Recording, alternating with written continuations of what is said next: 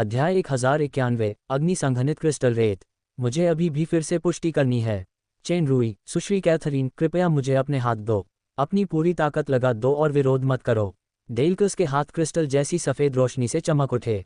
Catherine और chain रूई ने उसके कहे अनुसार अपने हाथ आगे बढ़ाए। डेलकस ने उनके हाथ पकड़े, अपनी आंखें बंद की और उन्हें एक सफ़ेद रोशनी से ढक दिया जो अनिश्चित रूप से टिमटिमा रही थी। थोड़ी देर बाद प्रकाश गायब हो गया। डेलकस ने उसका हाथ छोड़ा और चेन रूई की ओर अर्थपूर्ण दृष्टि से देखा। ये तर्कसंगत है कि तुम जैसे प्रकाश महिमा के शरीर को मेरे प्रकाश तत्व हृदय द्वारा अधिक आसानी से पहचाना जा सकता है, लेकिन आश्चर्यजनक रूप से मुझे कोई ठोस खोज नहीं मिली। मैं तुम्हारे द्वारा बताए गए कलंक का भी पता नहीं लगा सका। मैंने बस अपनी सहज वृत्ति से यह स्पष्ट रूप से महसूस किया कि तुम्हारे शरीर में असीम और विशाल शक्ति ब्रह्मांड जितनी ही अथाह है। दूसरे शब्दों में, तुम्हारे रहस्य मेरी समझ से परे हैं। वायु तत्व राजा और अग्नि तत्व राजा एक दूसरे को आश्चर्य से देखने लगे। प्रकाश तत्व राजा के तत्व हृदय में सब कुछ देखने की क्षमता है, खासकर इस तरह की गहरी शारीरिक पहचान। यहाँ तक कि छद्म देवता भी उसकी इस क्षमता से छिप नहीं सकते थे। फिर भी डेलकस ने वास्तव में कहा कि चेन रूई के रहस्य उसकी समझ से परे थे। चेन रूई को पता था कि यह सुपर सिस्टम के कारण था। सुश्री कैथरीन, आप भी उतनी ही अद्भुत हैं। अगर आप जिस निर्वाण की बात कर रही हैं वह दानव लोक के एस्मोज राज परिवार की किसी प्रतिभा का परिणाम है। डेलकस कैथरीन की ओर मुड़ा। मैं आपको बता सकता हूं कि इस प्रतिभा का असली रहस्य एक निश्चित मूल वंश के करीब कदम दर कदम पहुंचने की कोशिश करना है, ताकि सबसे शक्तिशाली शक्ति प्राप्त की जा सके। नीचे से ऊपर चढ़ने की यह प्रक्रिया काफी खतरनाक है और अगर आप सावधान नहीं रहीं तो आपका सर्वनाश हो जाएगा। आपकी स्थिति को देखते हुए आपको एक मजबूत वंश से मिलवाना चाहिए और सफलतापूर्वक उसके साथ विलीन हो जाना चाहिए।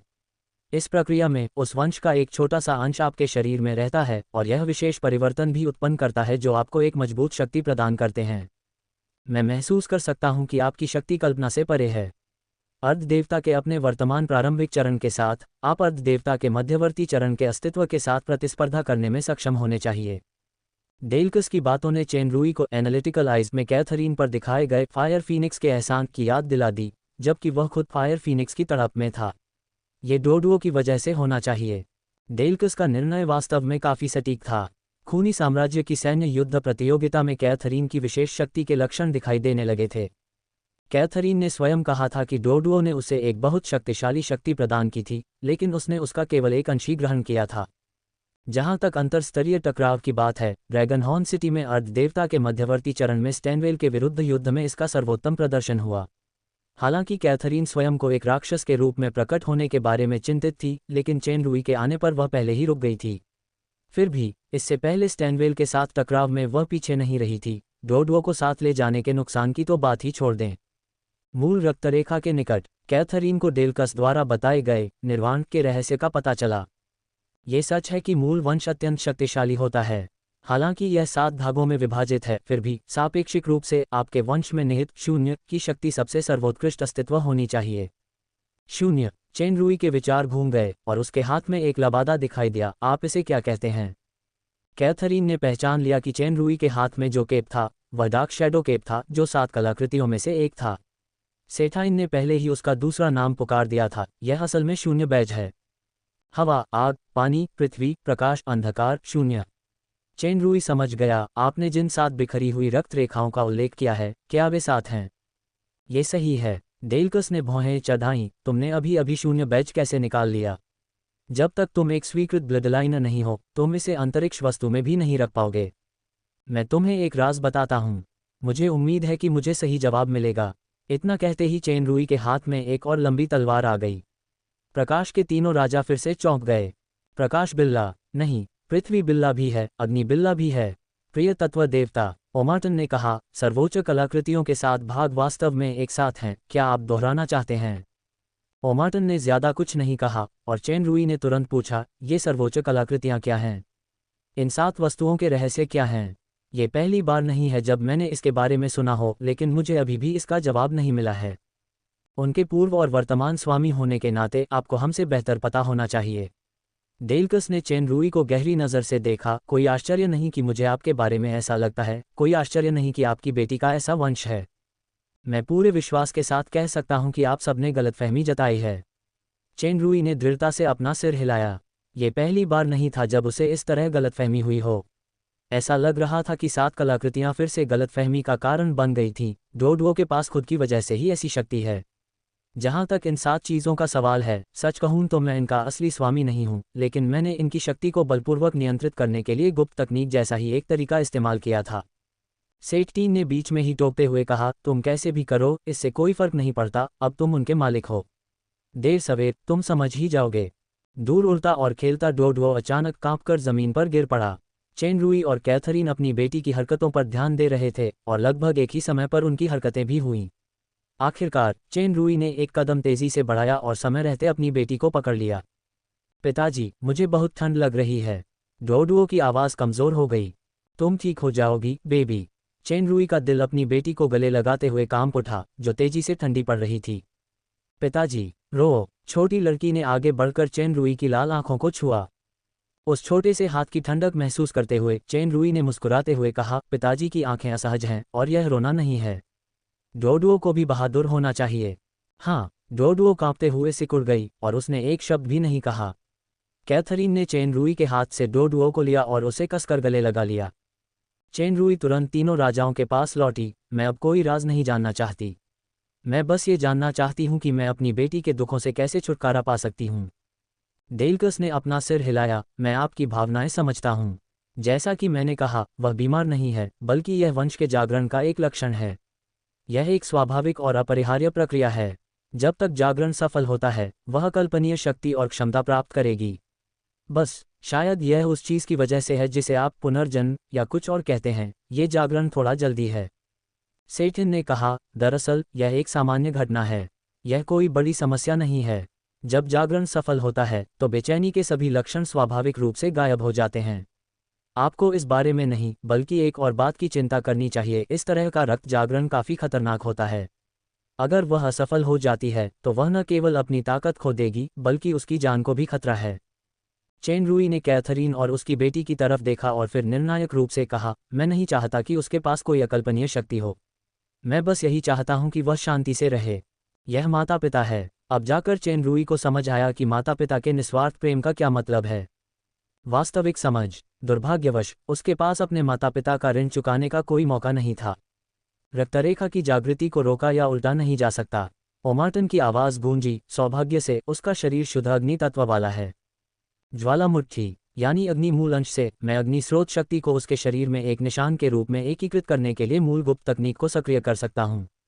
इस तरह का मूल निशान उसकी पूरी जागृति प्रक्रिया को पूरा करने की संभावनाओं को बहुत बढ़ा देगा और यह कभी कभार होने वाले सर्दी के लक्षणों को भी दूर कर सकता है।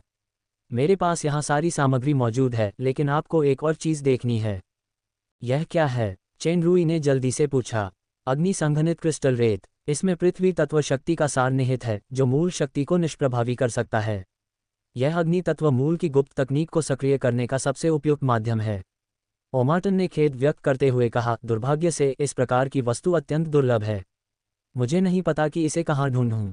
ये वास्तव में दुर्लभ है, लेकिन मुझे पता है कि एक जगह ऐसी भी हो सकती है। डेल्कस ने बीच में ही टोकते हुए कहा, जब मैं पवित्र चर्च के साथ सहयोग कर रहा था, तब मैंने यह बात सुनी थी। वह स्थान है काले जेल रेगिस्तान का स्वप्निल नखलिस्तान। काला जेल रेगिस्तान। चेन रुई ने कुछ देर सोचा। लगता है मैंने इसके बारे में सुना है। स्टॉर्म आइलैंड, नाइटमेयर ज्वालामुखी और अन्य जगहों के साथ साथ यह कुछ खतरनाक जगहों में से एक के रूप में जाना जाता है। तुम गलत हो। ब्लैक प्रिजन डेजर्ट की तुलना में स्टॉर्म आइलैंड का जिक्र करना बेकार है। पवन तत्व राजा सेठिन ने गंभीर भाव से कहा, मुझे ब्लैक प्रिजन डेजर्ट की परिधि पर वायुमूल का टुकड़ा मिला। इस प्रक्रिया को एक खतरनाक अनुभव कहा जा सकता है। अगर मेरे पास वायु को नियंत्रित करने की तत्व शक्ति न होती तो मैं नष्ट हो जाता। मैं कभी स्वप्निल नखलिस्तान नहीं गया, जिसे ब्लैक प्रिजन डेजर्ट का केंद्र कहा जाता है। मैं तुम्हें एक सच्ची सलाह देता हूं, अगर तुम अभी जल्दबाजी में भी गए तो तुम्हें अकल्पनीय खतरों का भी सामना करना पड़ेगा।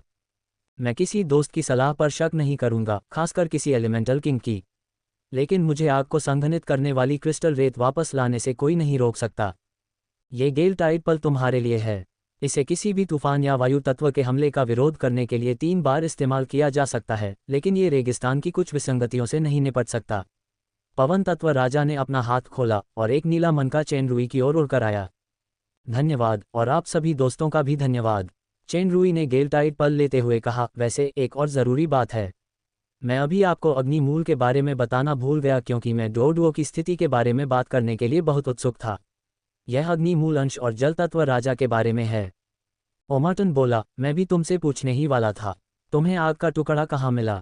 दानव क्षेत्र, ज्यादा सटीक तौर पर कहें तो निराशा की मुख्य वेदी पर। उस समय डिलोसरो का अवतार, जो अपने अंतिम रूप की ओर बढ़ रहा था, उस पर कब्जा कर चुका था। चेन रुई ने मृत सागर में हुए युद्ध का संक्षेप में वर्णन किया। उन्होंने जल तत्व राजा के तत्व हृदय के टूटने और उसकी मरम्मत के लिए आवश्यक प्रेथिम झरने का भी जिक्र किया। तो यही हुआ। ओमाटन ने अपनी ठुड्डी रगड़ी। मैंने सोचा था कि एक बार जब हम सभी मूल टुकड़ों को एक साथ इकट्ठा कर लेंगे तो हम। मुझे उम्मीद नहीं थी कि उस आदमी का मौलिक हृदय टूट जाएगा। हम क्या कर सकते हैं? चेन रुई ने ओमाटन की ओर देखा, लेकिन दुर्भाग्य से अग्नि तत्व राजा ने आगे बात जारी नहीं रखी। दरअसल जल तत्व राजा सही कह रहा है, कोई भी तत्व राजा ऐसा ही करेगा। डेल्कस बोला, निराशा मुख्य वेदी को नष्ट करने में आप सभी ने बहुत अच्छा काम किया है, लेकिन मुझे नहीं पता कि जल तत्व हृदय की मरम्मत करने वाला प्रेत बर्फ का झरना कहाँ है। 10 साल में मैं उसे जरूर ढूंढ लूंगा। चेन रुई ने कैथरीन से कहा, तुम यहीं रहो और डोडुओ का अच्छे से ख्याल रखना। मैं तुरंत ब्लैक प्रिजन डेजर्ट के लिए निकल जाऊंगा। हर चीज में सावधानी रखना। कैथरीन ने सिर हिलाया और डोडुओ को पकड़ते हुए उसे याद दिलाया, जो धीरे धीरे सो रहा था। टीएल, डोडुओ को फिर से मरने मत दो। अध्याय 1092, सीमावर्ती शहर। विशाल रेत साम्राज्य, टोलिया शहर। एक काला और दुबला पतला 14 साल का लड़का शहर से बाहर से आए एक यात्री को सामान बेचने की पूरी कोशिश कर रहा था। आदरणीय महोदय, यह विशाल रेत साम्राज्य का सबसे प्रसिद्ध हस्तशिल्प क्लियर सैंड मिरर है। यह महिलाओं के लिए सबसे अच्छा उपहार है। मैंने सीधे बुटीक से सामान खरीदा और 4 बैंगनी क्रिस्टल सिक्कों की लागत मूल्य पर सिर्फ एक सिक्का लिया। अगर आप 3 सिक्के खरीदते हैं तो ज़्यादा प्रमोशन मिलेगा, यानी 10 बैंगनी क्रिस्टल सिक्के। आपको शहर में कहीं भी इतनी कीमत नहीं मिलेगी। विदेशी पर्यटक चेन रुई था जो दौड़ता हुआ आया। काला जेल रेगिस्तान मानव जगत के दक्षिण पश्चिम में स्थित था। यह क्षेत्र अत्यंत विशाल था, लेकिन अपनी दुर्गम स्थिति और कठोर वातावरण के कारण इसके चारों ओर केवल 2 बंजर और छोटे साम्राज्य थे। विशाल रेत साम्राज्य उनमें से एक था। टोलिया शहर राजधानी के अलावा इस साम्राज्य का सबसे बड़ा शहर था। इसका क्षेत्रफल छोटा था और आबादी भी कम थी। चेन रुई के अनुसार ये दूसरा सबसे बड़ा शहर डार्क मून एस्टेट के एक छोटे से कस्बे के बराबर था। चेन रुई की दिलचस्पी भरी नज़र देखकर उस किशोर को एक विचार आया और उसने आईना वापस अपने हाथ में रखे छोटे बैग में रख लिया। सर का टोलिया शहर में आना पहली बार होगा। हालांकि यहाँ की लड़कियाँ बड़े शहरों जितनी अच्छी नहीं हैं, फिर भी अनोखी हैं। क्या आप चाहते हैं कि मैं सर को किसी अच्छी जगह ले जाऊं? वहाँ की लड़कियां शहर की सबसे साफ सुथरी और आकर्षक होती हैं। मैं गारंटी देता हूं कि सर संतुष्ट हो जाएंगे। सर को बस मुझे एक छोटी सी टिप देनी होगी। उस युवक को देखकर, जिसने दलाली करने में कोई कसर नहीं छोड़ी थी, चेन रुई ने चुपके से अपना सिर हिलाया और पूछा, मुझे स्मृति चिन्हों या महिलाओं में कोई दिलचस्पी नहीं है। क्या आप रेगिस्तानी इलाके से परिचित हैं? सर, मैं बचपन से यहीं पला बड़ा हूँ और यहाँ कोई भी ऐसा नहीं है जो मुझे न जानता हो। Little gym. मुझे सब कुछ जानने वाला कहा जाता है। मुझे तो ये भी पता है कि ब्लैक प्रिजन रेगिस्तान में कितने टीले हैं। लिटिल जिम ने शालीनता से कहा, ये वास्तव में टोलिया शहर में मेरा पहला दौरा है, इसलिए मुझे ब्लैक प्रिजन डेजर्ट के बारे में बताओ। सब कुछ जानने वाले छोटे जिम। ओह, छोटे जिम ने बिना कुछ बोले चेन रुई की ओर देखते हुए पलकें झपकाईं। चेन रुई मुस्कुराया। उसकी उंगली के एक झटके से एक बैंगनी क्रिस्टल का सिक्का ऊपर उछला। छोटे जिम ने उसे झट से पकड़ लिया, सिर हिलाया और झुककर प्रणाम किया, लेकिन वह मन ही मन सोच रहा था कि आज वह खूब सारा पैसा ठग सकता है क्योंकि उसकी मुलाकात एक दरियादिल विदेशी से हुई है। ये सोचते हुए विदेशी के हाथ में एक और बैंगनी क्रिस्टल का सिक्का आ गया। छोटा जिम बहुत खुश हुआ, लेकिन वह सख्त बैंगनी क्रिस्टल का सिक्का तुरंत विदेशी की उंगलियों के बीच चूर्ण में बदल गया। मैं यही सवाल और लोगों से भी पूछूंगा। अगर आपकी बात सच नहीं है तो मुझे नहीं लगता कि अब मुझे बकवास करने की ज़रूरत है। छोटा जिम से हर उठा और उसने तुरंत कुछ अतिरिक्त विचारों को किनारे रखकर रेगिस्तान की स्थिति का ईमानदारी से परिचय दिया। चेन रुई ने कुछ सामग्रियों के बारे में पूछताछ की और उनमें से एक थी अग्निसंघनित क्रिस्टल रेत। छोटा जिम सब कुछ जानने लायक था। वह आम सामग्रियों के बारे में तो अच्छी तरह जानता था और बता सकता था कि शहर में कौन सी दुकानें उन्हें बेचती हैं, लेकिन अग्निसंघनित क्रिस्टल रेत के बारे में उसे कुछ भी नहीं पता था। उसने ऐसी चीज़ के बारे में पहले कभी सुना ही नहीं था। चेन रुई देख सकता था कि लड़का झूठ नहीं बोल रहा था, लेकिन लाइट एलिमेंटल किंग डेल्कस उससे झूठ नहीं बोलेगा, इसलिए आग को संघनित करने वाली क्रिस्टल रेत ब्लैक प्रिजन डेजर्ट में होनी चाहिए। स्वप्निल नखलिस्तान के बारे में भी एक किंवदंती है। बहुत समय पहले रेगिस्तान में एक रहस्यमय और सुदूर साम्राज्य था जिसे लाल युद्ध साम्राज्य कहा जाता था। राजा अयोग्य था और वह एक महत्वाकांक्षी प्रधानमंत्री का पक्षधर था। प्रधानमंत्री के अत्याचारी शासन में प्रजा क्रूरता में विश्वास करती थी और प्रकाश में विश्वास करने वाले लोग कम होते जा रहे थे। इस प्रधानमंत्री को न केवल राजगद्दी का बल्कि राजकुमारी की सुंदरता का भी लालच था। राजकुमारी पवित्र चर्च की एक कट्टर अनुयायी थी और उसका मंगेतर साम्राज्य का एक युवा और होनहार सेनापति था। दुर्भाग्य से प्रधानमंत्री द्वारा राजा के सामने उसकी निंदा करने के बाद सेनापति की हत्या कर दी गई और राजा ने राजकुमारी का प्रधानमंत्री से पुनर्विवाह कर दिया। दुखी राजकुमारी ने प्रकाश देवता से प्रार्थना करने के लिए 3 दिन की भूख हड़ताल की और प्रेम के कारण उसकी मृत्यु हो गई। राजकुमारी की ईमानदारी और मोह ने प्रकाश देवता को द्रवित कर दिया और लाल युद्ध साम्राज्य को निगलने के लिए एक भयानक तूफान शुरू हो गया। केवल वह स्थान जहां राजकुमारी प्रेम से मरी थी एक नखलिस्तान में बदल दिया गया और प्रकाश में विश्वास करने वालों को नखलिस्तान में बख्श दिया गया। राजकुमारी की आत्मा प्रकाश के मार्गदर्शन में ईश्वर के राज्य में प्रवेश कर गई। उसे प्रकाश देवता ने तेजानीर नाम दिया, जो रेगिस्तानी दूत के लिए प्राचीन कहावत थी। समय के साथ वह रेगिस्तान की देवी बन गई। श्रीमान, ये देवी साक्षात अस्तित्व में है और हर कुछ वर्षों या सैकड़ों वर्षों में चमत्कार करके रेगिस्तान में खोए लोगों को सुरक्षित वापस लाएंगी और केवल उन्हीं लोगों को सौभाग्य प्राप्त होगा जो उनमें विश्वास करते हैं। छोटे जिम ने अपने कपड़ों से एक आभूषण निकाला। उस पर एक छोटी सी देव प्रतिमा उकेरी हुई थी। ये रेगिस्तान की देवी तेजनीर की प्रतिमा है। हालांकि यह प्रकाश देवता के अधीन एक छोटी सी देवी है, लेकिन इस काली जेल के रेगिस्तान में यही असली देवी है। अगर श्रीमान सचमुच रेगिस्तान जाना चाहते हैं तो कृपया इस देवी प्रतिमा को धारण करें और देवी का आशीर्वाद प्राप्त करें। इस उच्च श्रेणी की देवी प्रतिमा के लिए केवल 10 बैंगनी क्रिस्टल के सिक्के चाहिए। ये सुनकर कि लिटिल जिम फिर से सामान बेच रहा है, चेन रूई ने सिर हिलाकर मना कर दिया। तुम सब तेजनीर देवी में विश्वास करते हो तो क्या टोलिया शहर में पवित्र चर्च है? केवल राजधानी में ही प्रकाश का हॉल है, लेकिन रेगिस्तानी देवी प्रकाश देवता के अधीन देवता हैं और यह रेगिस्तान के किनारे पर स्थित है। राजधानी का चर्च भी मानता है कि इस आस्था में कोई विरोधाभास नहीं है। पवित्र चर्च इसे स्वीकार करता है।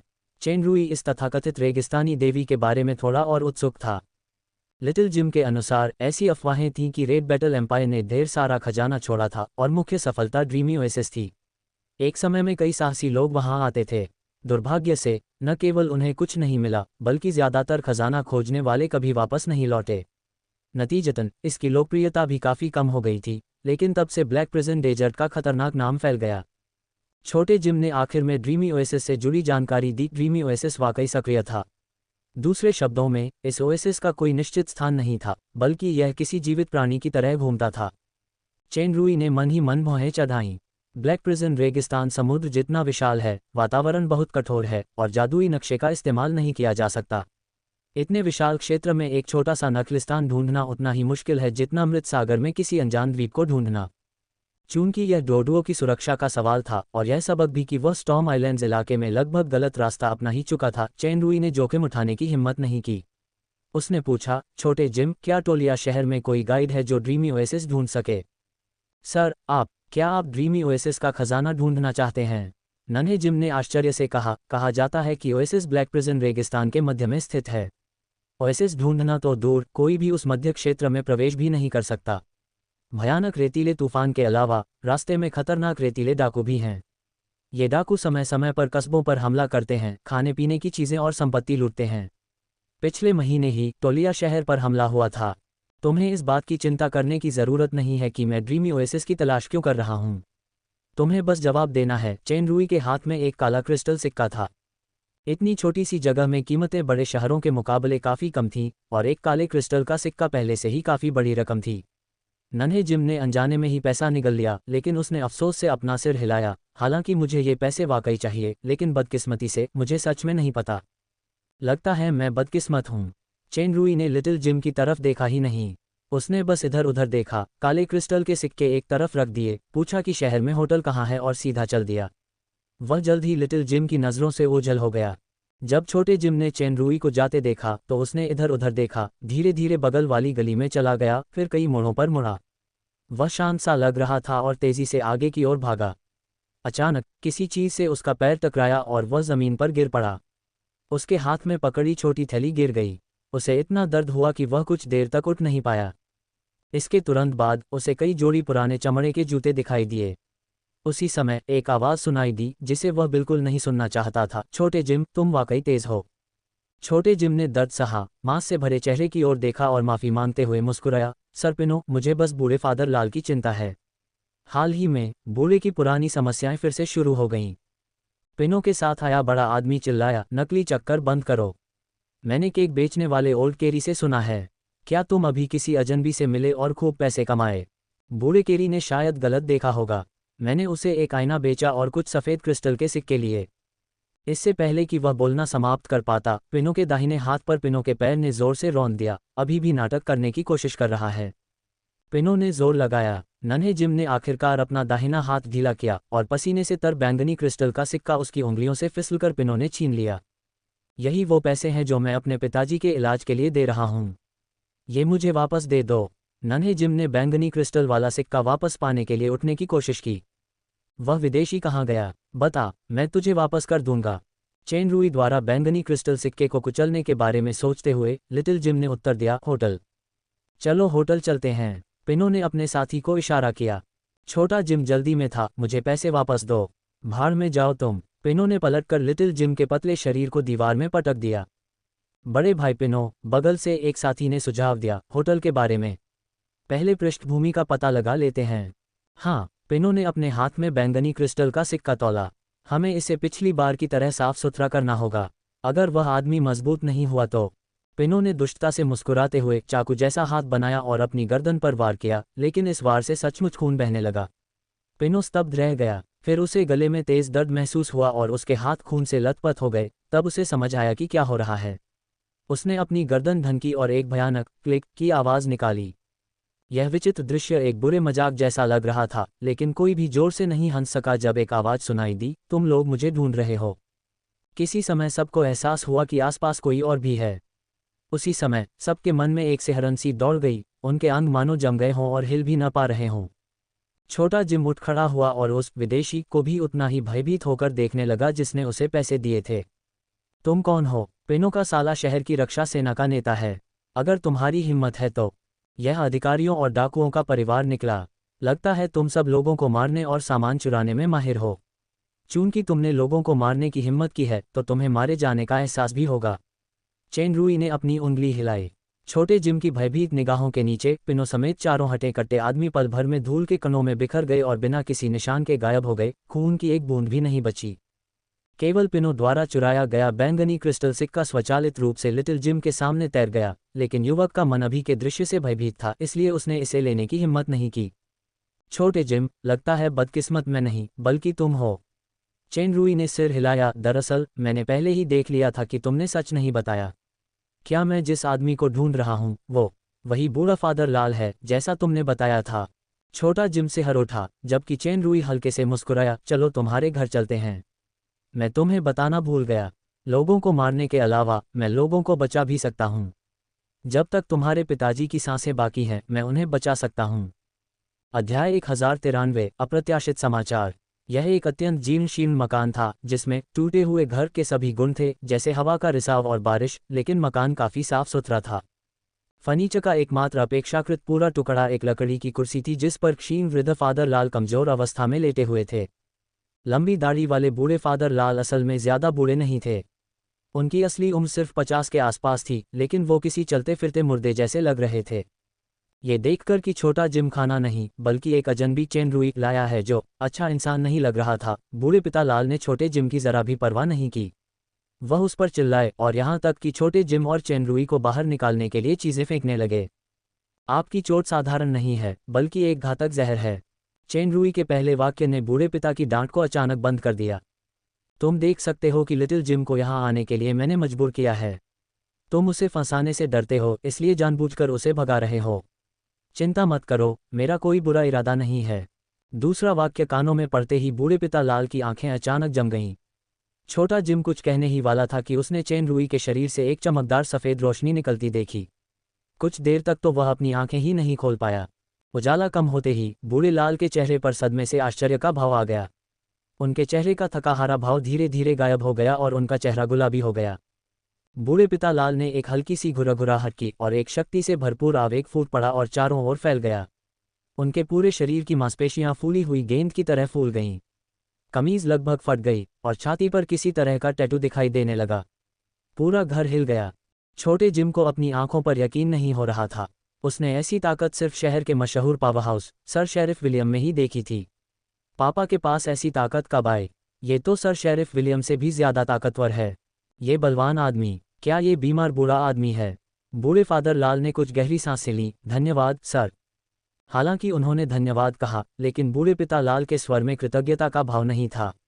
उनके चेहरे का भाव भी बहुत ठंडा था और उनकी आंखें सतर्कता से भरी थीं। तुम जानबूझकर इस तरह का आवेग दिखा रहे हो। अगर मैं इसे बर्दाश्त नहीं कर सकता तो मुझे डर है कि तुम्हारा धन्यवाद किसी और तरह से होगा। चेन रूई ने भौहें चढ़ाईं और लिटिल जिम की तरफ देखा। एक ऐसा व्यक्ति जो एक अनाथ को पालने को तैयार है और अभी इस तरह का व्यवहार कर रहा है, तुम्हें इतना निर्दयी और अन्यायी नहीं होना चाहिए। तुम उन लोगों के साथ ऐसा व्यवहार क्यों करते हो जो तुम्हारे प्रति दयालु हैं? साहब को चक्कर लगाने की ज़रूरत नहीं है। मुझे उम्मीद नहीं थी कि मैं 10 साल से ज़्यादा यहाँ छिपा रहूँगा, पर फिर भी मुझे यहाँ पाया गया। बूढ़े पिता लाल ने आह भरी। मुझे नहीं लगता कि साहब ऐसे जज हैं जो अंधाधुंध हत्याएं करते हैं। आपको तो कोई ऊंचा पद चाहिए। मैं आपके साथ चल सकता हूँ, लेकिन ये बच्चा मासूम है। इसमें ज़रा भी ताकत या कीमत नहीं है। कृपया इसकी जान बख्श दीजिए, वरना मेरे मरने के बाद भले ही मैं साहब के साथ न मर सकूं, साहब को मामूली चोट ज़रूर लगेगी। न्यायाधीश 10 साल से छुप रहे हैं। चेन रूई ने सिर हिलाया। ठीक है, एक और गलतफहमी। बहरहाल उसे गलतफहमी का काफ़ी अनुभव था।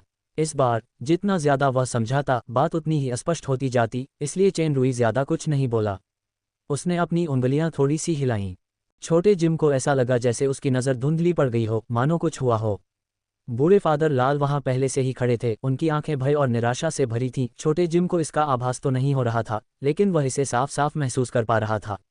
जिस तरह की शक्ति का उसने अभी अभी एहसास किया था, उसने लगभग पूरे स्थान को तहस नहस कर दिया था। वह शक्ति उसकी कल्पना से भी परे थी। उसे वह हिला भी नहीं सकता था। एक उंगली उसे मिटा सकती थी। मज़ेदार बात यह थी कि वह भी दूसरे पक्ष के साथ मिलकर नष्ट होने की धमकी दे रहा था।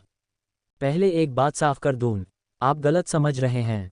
मैं चर्च का सदस्य नहीं हूं और मैं आपको नहीं जानता। मैं आज आपके पास किसी और काम से आया हूं, समझे? बूढ़े फादर लाल चौंक गए। चेन रूई उनके पास आए और सीधे अपनी कुर्सी पर बैठ गए। होश में आने से पहले उन्होंने कुछ देर तक सिर हिलाया। वे मुस्कुराए बिना नहीं रह सके और उनका शरीर फिर से सिकुड़ गया, अपनी सामान्य दुबली पतली अवस्था में लौट आया। उन्होंने झुककर प्रणाम किया। समझ गए, साहब ने अभी जो ताकत दिखाई है, उसके बाद मेरा जीना मरना पूरी तरह आपके नियंत्रण में है। मैं आत्महत्या भी नहीं कर सकता। झूठ बोलने की कोई ज़रूरत नहीं है। चेन रूई ने मन ही मन सोचा। बेशक, गलतफहमी दूर करने का यही सबसे अच्छा तरीका है। दुर्भाग्य से, पाइथन और शैतान जैसे दूसरे गलतफहमियों के लिए मुझे डर है कि इस तरीके से इसे सुलझाना नामुमकिन है। यहाँ तक कि एलिमेंटल किंग का असली शरीर भी एक अतुलनीय उपस्थिति होना चाहिए।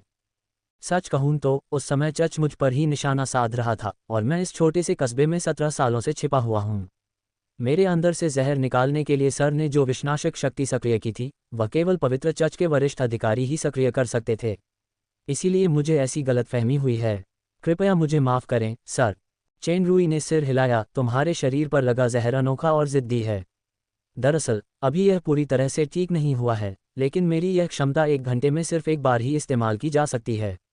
मैं इसे बाद में कई बार फिर से सक्रिय करूंगा और यह पूरी तरह से निकल जाएगा।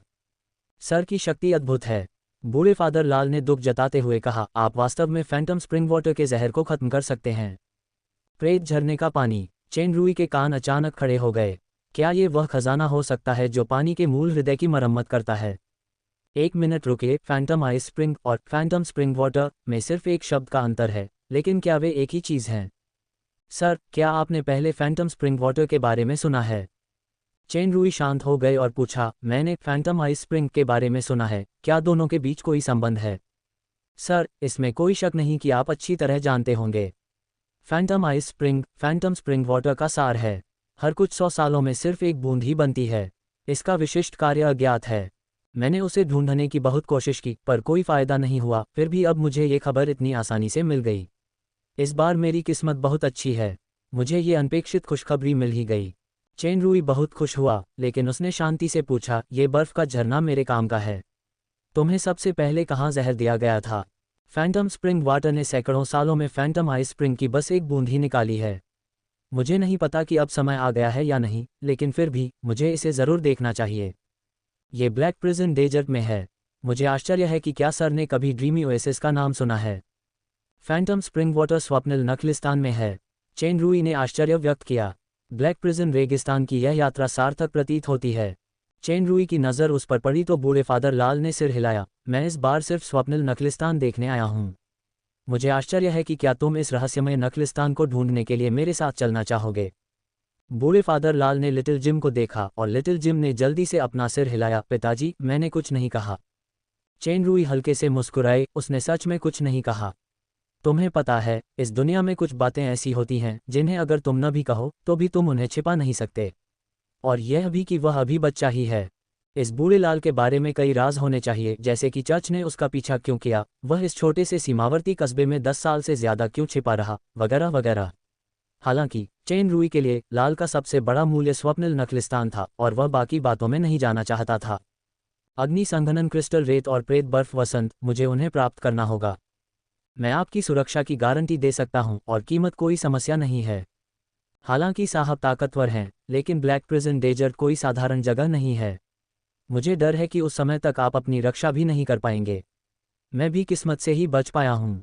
बूढ़े फादर लाल ने आह भरी। मैं ये पूछने की हिम्मत नहीं कर सकता कि साहब ब्लैक प्रिजन डेजर्ट जाने का क्या मकसद है, लेकिन चूंकि आपने जाने का फैसला किया है तो आपको काफ़ी जानकारी होनी चाहिए। तो आप सहमत हो गए हैं? बूढ़े पिता लाल ने व्यंग्यात्मक मुस्कान के साथ कहा। क्या मैं अब भी मना कर सकता हूँ?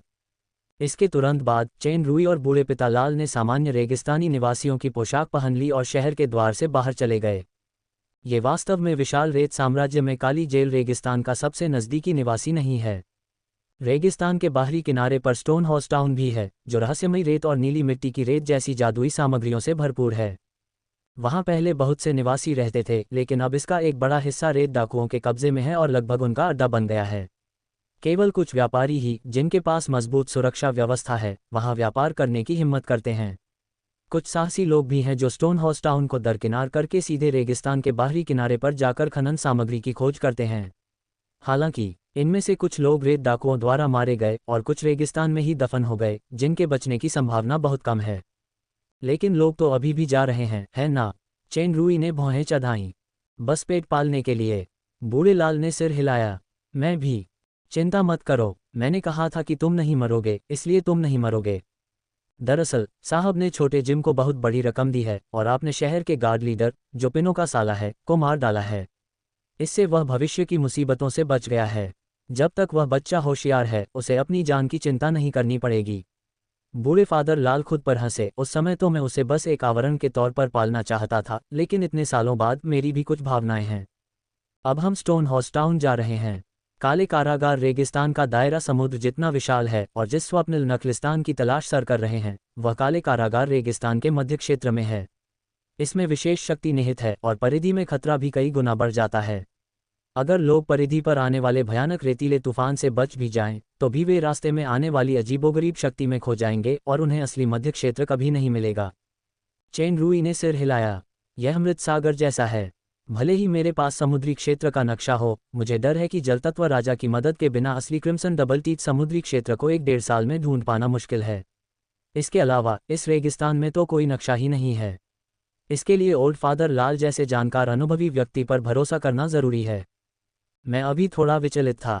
आप जारी रख सकते हैं। चलो स्टोन हॉर्स टाउन चलते हैं और वहाँ के जहाज कारखाने से एक सौदा करते हैं, यानी एक रेगिस्तानी नाव खरीद लेते हैं या पट्टे पर ले लेते हैं। रेगिस्तानी नाव से रेगिस्तान के मुख्य भाग में प्रवेश करना बहुत आसान हो जाएगा। महोदय, चिंता न करें। जहाज कारखाने के मालिक ओल्ड पनरुई और मैं पुराने दोस्त हैं। हालांकि हमने कुछ सालों से एक दूसरे को नहीं देखा है, फिर भी वह मुझे कुछ सम्मान देंगे। रेगिस्तानी नाव। दूसरी दुनिया में 9 साल की अनिवार्य शिक्षा निस्संदेह एक सफलता थी। हालांकि चेन रूई इतने लंबे समय से विदेशी था, लेकिन ये 2 शब्द सुनते ही उसकी पहली प्रतिक्रिया यही थी कि यह कोई जानवर है। बूढ़े फादर लाल अब और कुछ नहीं बोले क्योंकि वे पहले ही रेत के तूफान वाले इलाके में पहुंच चुके थे। हालांकि यह बाहरी इलाका ही था, फिर भी रेत और धूल के कारण बोलना बहुत असुविधाजनक हो रहा था। ज्यादातर समय वे अपना चेहरा मास्क या तौलिया से ढांकते रहते थे। जब चेन रूई बूढ़े पिता लाल के पीछे पीछे स्टोन हॉर्स टाउन तक गया, तो उसे आखिरकार वह तथाकथित रेगिस्तानी जहाज दिखाई दिया। वह ऊंट नहीं, बल्कि एक असली जहाज था। सतह पर यह जहाज आम छोटे समुद्री जहाजों से ज्यादा अलग नहीं था। मस्तूल, जहाज के पाल, जहाज के केबिन, जहाज के लंगर वगैरह सब उपलब्ध थे, लेकिन जहाज के शरीर का आकार थोड़ा अलग था और नीचे एक खास पहिए जैसा जहाज का चप्पू था। अध्याय 1094, वृद्ध पिता लाल की असली पहचान। 1000 काले क्रिस्टल सिक्के और यह जहाज तुम्हारा। मैं इसे सिर्फ बेचूंगा, किराए पर नहीं दूंगा। लंबे गंजे आदमी ने उंगली आगे बढ़ाई। ये सबसे छोटा जहाज है और बहुत पुराना लग रहा है।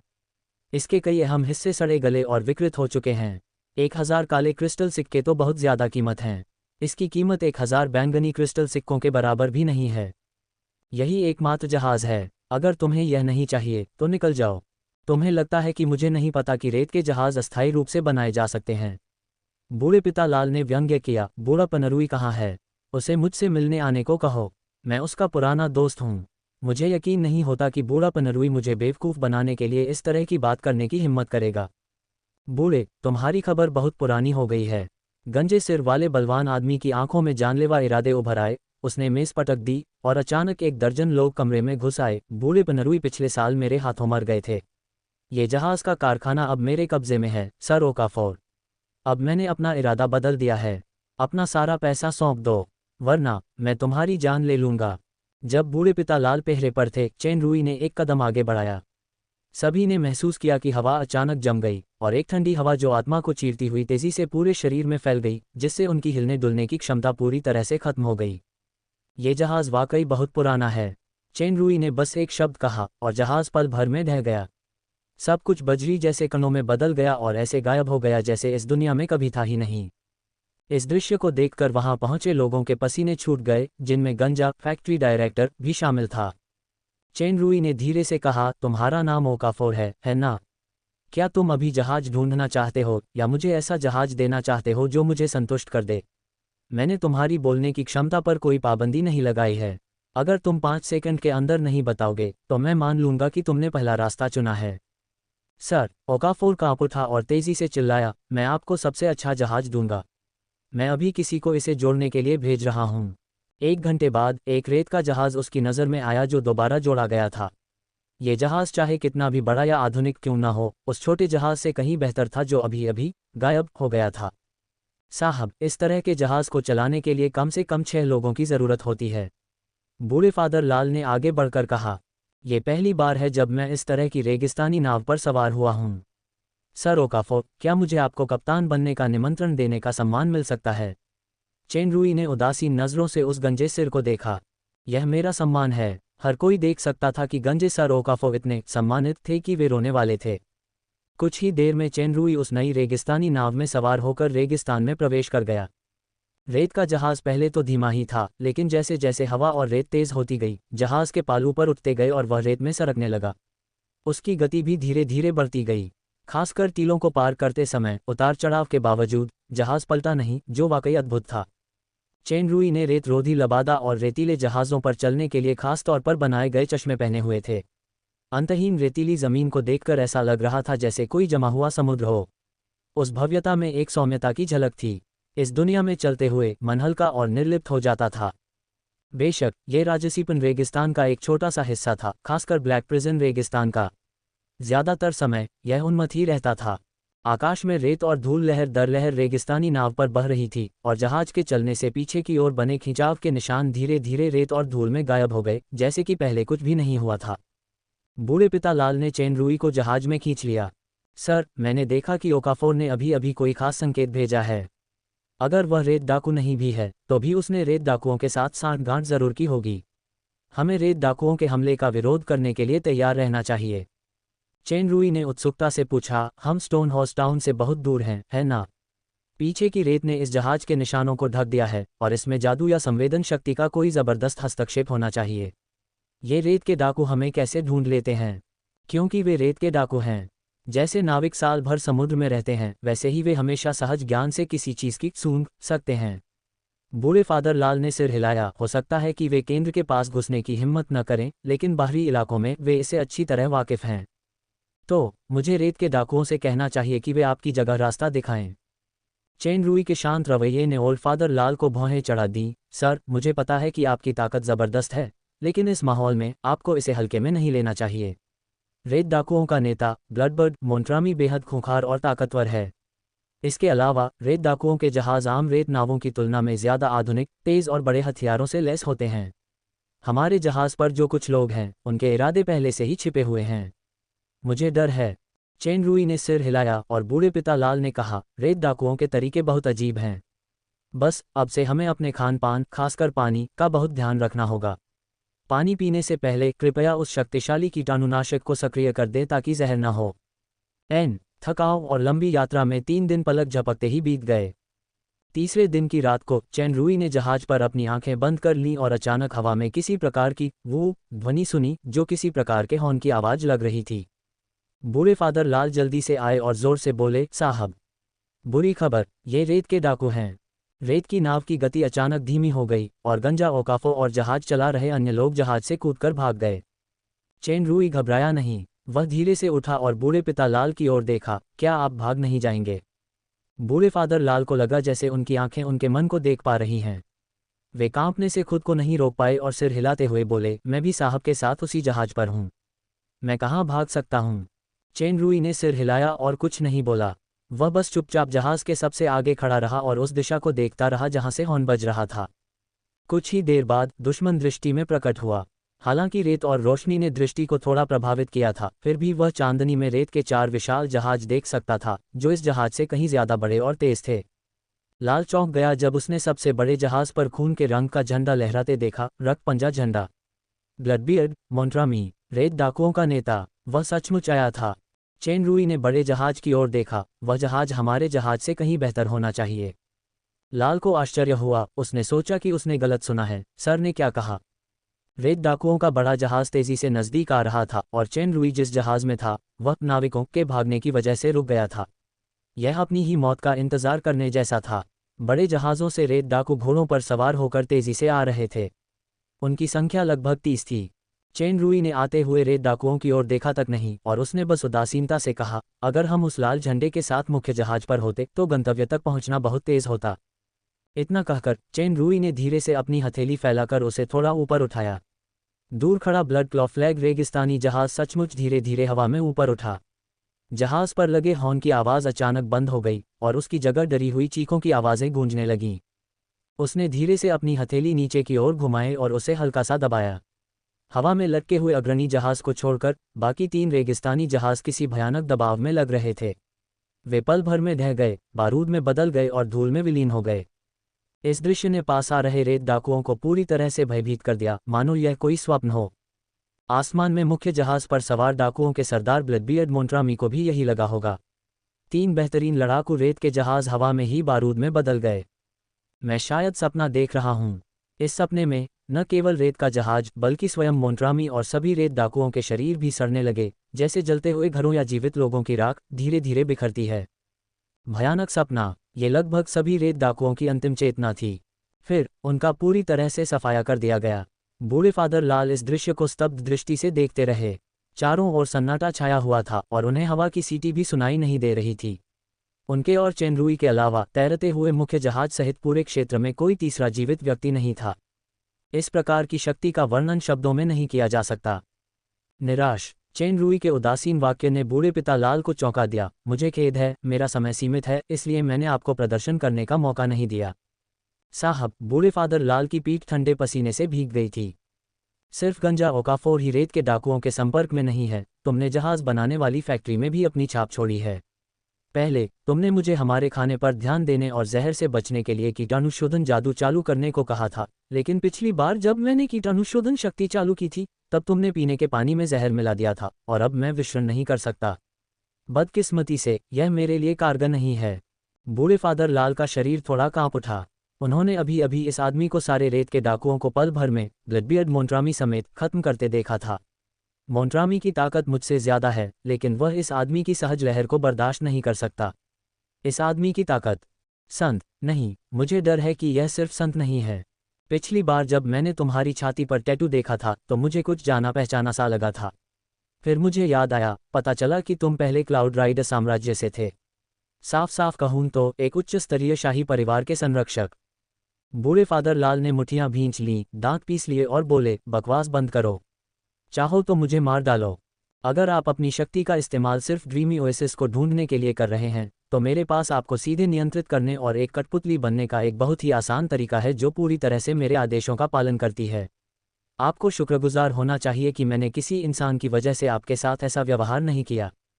वृद्ध फादर लाल ने यह नहीं पूछा कि वह व्यक्ति कौन था, जाहिरा तौर पर उन्होंने अपने जीवन और मृत्यु को एक तरफ रख दिया। क्या इसमें सबसे बुनियादी जिज्ञासा भी नहीं है? मुझे जिज्ञासा है, क्लाउड राइडर साम्राज्य के प्रतिष्ठित शाही प्रशिक्षक रेजिया को वास्तव में रेत डाकू बनने की हद तक गिरा दिया गया है। रेजिया का असली नाम सुनकर बूढ़े फादर लाल की आंखें कांप उठीं, पर उन्हें ज्यादा हैरानी नहीं हुई। नाटक बंद करो। जिससे तुमने मेरा जहर ठीक किया, वह साफ तौर पर साम्राज्य का पवित्र अवशेष, कांटों का ताज है। तुमने तो ये भी कहा था कि तुम चर्च वाले नहीं हो। फिर भी तुम मुझसे कोई राज नहीं निकाल पाओगे। चेन रूई ने सिर हिलाया। मुझे क्लाउड राइडर साम्राज्य के खजानों में कोई दिलचस्पी नहीं है। हालांकि अब मुझे पता है कि यह क्लाउड मिस्ट पर्वत श्रृंखला में लोबो झील में है, फिर भी वह दौलत मेरे लिए जिक्र करने लायक नहीं है। मेरे पास जो दौलत है वह उस खजाने से 100 गुना ज्यादा है। तुम्हें कैसे पता? बूढ़े पिता लाल चौंके। तुम्हें किसने बताया? आत्महत्या या कुछ भी करने से पहले किसी से मिलो। मुझे यहाँ एक नई समझी गई गुप्त तकनीक का इस्तेमाल करना है जो कुछ हद तक युद्ध प्रक्षेपण जैसी है, लेकिन दुर्भाग्य से ये पूरी तरह से सफल नहीं हुई है, इसलिए प्रक्षेपण का समय सीमित है। चेन रूई कुछ ऐसा कह रहे थे जो बूढ़े पिता लाल को समझ नहीं आया। उनके हाथ के इशारे से दृष्टि में एक प्रकाश प्रकट हुआ और वह प्रकाश धीरे धीरे एक स्त्री रूप में संघनित हो गया। जब आकृति धीरे धीरे साफ होती गई तो बूढ़े लाल की आंखें जम गईं। उन्हें अपनी आंखों पर यकीन नहीं हो रहा था। क्या यह आप हैं, टीचर रेजिया? एक धीमी आवाज सुनाई दी। इस परिचित आवाज और उपाधि को सुनकर फादर लाल को कोई संकोच नहीं हुआ और वे एक घुटने पर झुक गए। राजकीय महारानी छोटी राजकुमारी। अध्याय 1095। रक्षक। रॉयल हाइनेस लिटिल प्रिंसेस निश्चित रूप से एलिस नहीं बल्कि वेरोनिका थी। वृद्ध फादर लाल वेरोनिका के शिक्षकों में से एक थे। उनकी शक्ति बहुत ज्यादा नहीं थी। उन्होंने अभी अभी छद्मसंत की सीमा को छुआ था, लेकिन वे सैन्य रणनीति में कुशल थे और ज्योतिष, भूगोल, मूल्यांकन और औषधि विज्ञान के जानकार थे। उन्होंने उस समय पूर्व राजपरिवार के एक गुप्त गोदाम के खजाने के नक्शे का भी कार्यभार संभाला था। हालांकि क्लाउड राइडर साम्राज्य का नाश बहुत पहले हो चुका था, फिर भी ये पूर्व पवित्र साम्राज्यों में से एक था। क्लाउड राइडर का शाही परिवार कभी विलुप्त नहीं हुआ था और अभी भी उसके वफादार अधीनस्थों का एक समूह मौजूद था। रसातल के भक्तों, काली मौत के अनुयायियों के विपरीत ये अधीनस्थ राजपरिवार के सच्चे वफादार थे। उनमें से अधिकांश ने राजपरिवार और रहस्यमय पंथ के बीच गठबंधन का विरोध किया। रेजिया, बूढ़े पिता लाल उनमें से एक थे। जब वेरोनिका किशोरावस्था में ही राजकुमारी थीं, उन्हें रहस्यमय पंथ ने धन्य के रूप में चुना था। रेजिया और अन्य जो इस मामले का विरोध करने की पूरी कोशिश कर रहे थे, वेरोनिका के साथ भागना चाहते थे, लेकिन अंततः असफलता के कारण उन्हें पकड़ लिया गया। वेरोनिका ने रेजिया और अन्य लोगों की जान बचाने के लिए आशीर्वाद समारोह में भाग लेने की पेशकश की। इस बीच रेजिया और अन्य लोगों को निष्कासित कर दिया गया। रास्ते में रेगिया और अन्य लोगों को पवित्र चर्च ने घेर लिया और दबा दिया और खजाने के नक्शे का रहस्य छुपाने के लिए उन्हें गंभीर रूप से घायल कर दिया। जब रेगिया और उनके दो साथी इस सीमावर्ती शहर की ओर भागे तो चर्च द्वारा भेजे गए न्यायाधीशों ने उन्हें पकड़ लिया। दुश्मनों की संख्या कम होने के कारण रेजिया और अन्य दो साथी रेगिस्तान की गहराइयों में भागने को मजबूर हो गए। न्यायाधीश अभी भी उनका पीछा कर रहे थे और अंततः उन्होंने रेगिस्तान में एक निर्णायक युद्ध शुरू कर दिया। एक महत्वपूर्ण क्षण में स्वप्निल नखलिस्तान अचानक प्रकट हुआ और सभी लोग फैंटम स्प्रिंग वाटर क्षेत्र में भटक गए। रेजिया को छोड़कर, जो सबसे कम जहरीला था, बाकी सभी दुश्मन और सहयोगी जहर से मारे गए। रेजिया बमुश्किल बच निकला। तब से उसने लाल नाम धारण कर लिया। वह इस सीमावर्ती शहर में एकांत में रहता था, लेकिन शरीर में प्रेत झरने के जहर के कारण वह लाख कोशिशों के बाद भी उसे उतार नहीं पाया। उसकी ताकत लगातार कमजोर होती जा रही थी। वर्षों से उसने एक कठिन जीवन जिया था। उसने एक साहसिक समूह में भाग लिया था, रेगिस्तान में गाइड के रूप में काम किया था और एक बार रेत के डाकुओं ने उसे पकड़ लिया था। ज्ञान और बुद्धि से उसने रेत के डाकुओं के लिए रेगिस्तानी नाव को बेहतर बनाया और अंततः डाकुओं के अड्डे से सुरक्षित निकल गया। जब चेन रूई पहले प्रकट हुआ तो उसने दिव्य आशीर्वाद सक्रिय किया और रेजिया पर लगे जहर को दूर कर दिया, लेकिन रेजिया ने कांटों के मुकुट को पहचान लिया। इसलिए उसे यह विश्वास होता गया कि चेन रूई का चर्च से कोई संबंध है। दुश्मन का सफाया करने के लिए साधन संपन्न रेजिया ने पहले इस उच्च स्तरीय चर्च सदस्य के साथ एक झूठा रिश्ता बनाया। वह चेन रूई को स्टोन हाउस टाउन ले आया, जानबूझकर उसे जहाज कारखाने के गंजे मुखिया से भिड़ने के लिए उकसाया और रेत के डाकुओं से सीखे गए विशेष निशान को गुप्त रूप से पीछे छोड़ दिया। इसका मतलब था कि वहां एक बड़ी मछली थी। रेगिस्तानी नाव पर रेजिया ने पहल करके गंजे ओकाफोर को शक की ओर इशारा किया और उसे खाने पीने का ध्यान रखने की याद दिलाई। चेन रूई द्वारा दिव्य आशीर्वाद सक्रिय करने के बाद रेजिया ने पानी की थैली में जहर मिला दिया और रेत के डाकुओं के हाथों से दुश्मन को पूरी तरह से खत्म करना चाहा। अप्रत्याशित रूप से इन सभी योजनाओं पर दूसरे पक्ष की नज़र पड़ गई। ये और भी अप्रत्याशित था कि इस व्यक्ति ने वास्तव में छोटी राजकुमारी वेरोनिका की आत्मा का प्रक्षेपण आह्वान किया था। इसके तुरंत बाद रेगिस्तानी जहाज, जिसका नाम रेड सैंड शिप था, पुनः अपनी यात्रा पर निकल पड़ा। काश इतने बड़े जहाज को चेन रूई और रेजिया अकेले नहीं चला सकते थे, कम से कम 10 नाविकों की जरूरत थी। हालांकि रेत के डाकुओं की मौत का मतलब यह नहीं था कि चेन रूई के पास कोई नाविक नहीं था। हालांकि ये नाविक रेत के समुद्री सफर में नए थे, फिर भी उन्हें जल्दी ही इसकी आदत हो गई। लाल रेत का जहाज सामान्य से ज्यादा तेज था। ये नाविक निस्संदेह रेत के लोग थे। इस रेगिस्तान में, जहां प्राकृतिक तत्व अत्यंत समृद्ध थे, रेत के लोगों की शक्ति समुद्र की तुलना में अधिक प्रबल थी। रेजिया, चेन रूई ने भौहें चढ़ाईं, तुमने अभी अभी वेरोनिका के साथ मेरी बातचीत सुनी, जिसमें मैंने ब्लैक डेथ फॉलोअर की मुख्य वेदी को पूरी तरह से नष्ट कर दिया था। क्लाउड राइडर का शाही परिवार अब मौजूद नहीं है। वैसे मैं शाही परिवार का दुश्मन भी हूँ। रेजिया ने चेन रूई की बात बीच में ही काटते हुए कहा, सर गलत हैं। वे ब्लैक डेथ अनुयायी हैं, इसलिए अब वे क्लाउड राइडर सम्राट के वंशज नहीं हैं। रॉयल हाइनेस लिटिल प्रिंसेस ही एकमात्र हैं। सटीक रूप से कहें तो रॉयल हाइनेस लिटिल प्रिंसेस को सर ने ही बचाया था। फिर भी क्या वेरोनिका ने पहले ही नहीं कहा था, तुम पूरी तरह से आज़ाद हो? नहीं सर, कृपया पिछली शपथ को कम मत आंकिए, जो हमारे क्लाउड राइडर के शाही परिवार की सर्वोच्च निष्ठा की शपथ है। चेन रूई जानता था कि रेजिया झूठ नहीं बोलती, और रेजिया की शपथ ने एक गुरु अधीनस्थ आध्यात्मिक कड़ी बनाई थी जो सुपर सिस्टम में प्रकट हुई थी। मैं समझता हूँ, लेकिन जब तक तुम चाहो, मैं अपनी शक्ति से इसे आसानी से रद्द कर सकता हूँ। मैं तुम्हें बता दूं, मैं वास्तव में इस धूप भरी दुनिया का हिस्सा नहीं हूँ, समझ रहे हो? क्लाउड राइडर साम्राज्य के पतन के बाद से हम अंधेरे में चल रहे हैं। संरक्षक की वफादारी किसी भी समय, किसी भी स्थान पर लागू होती है।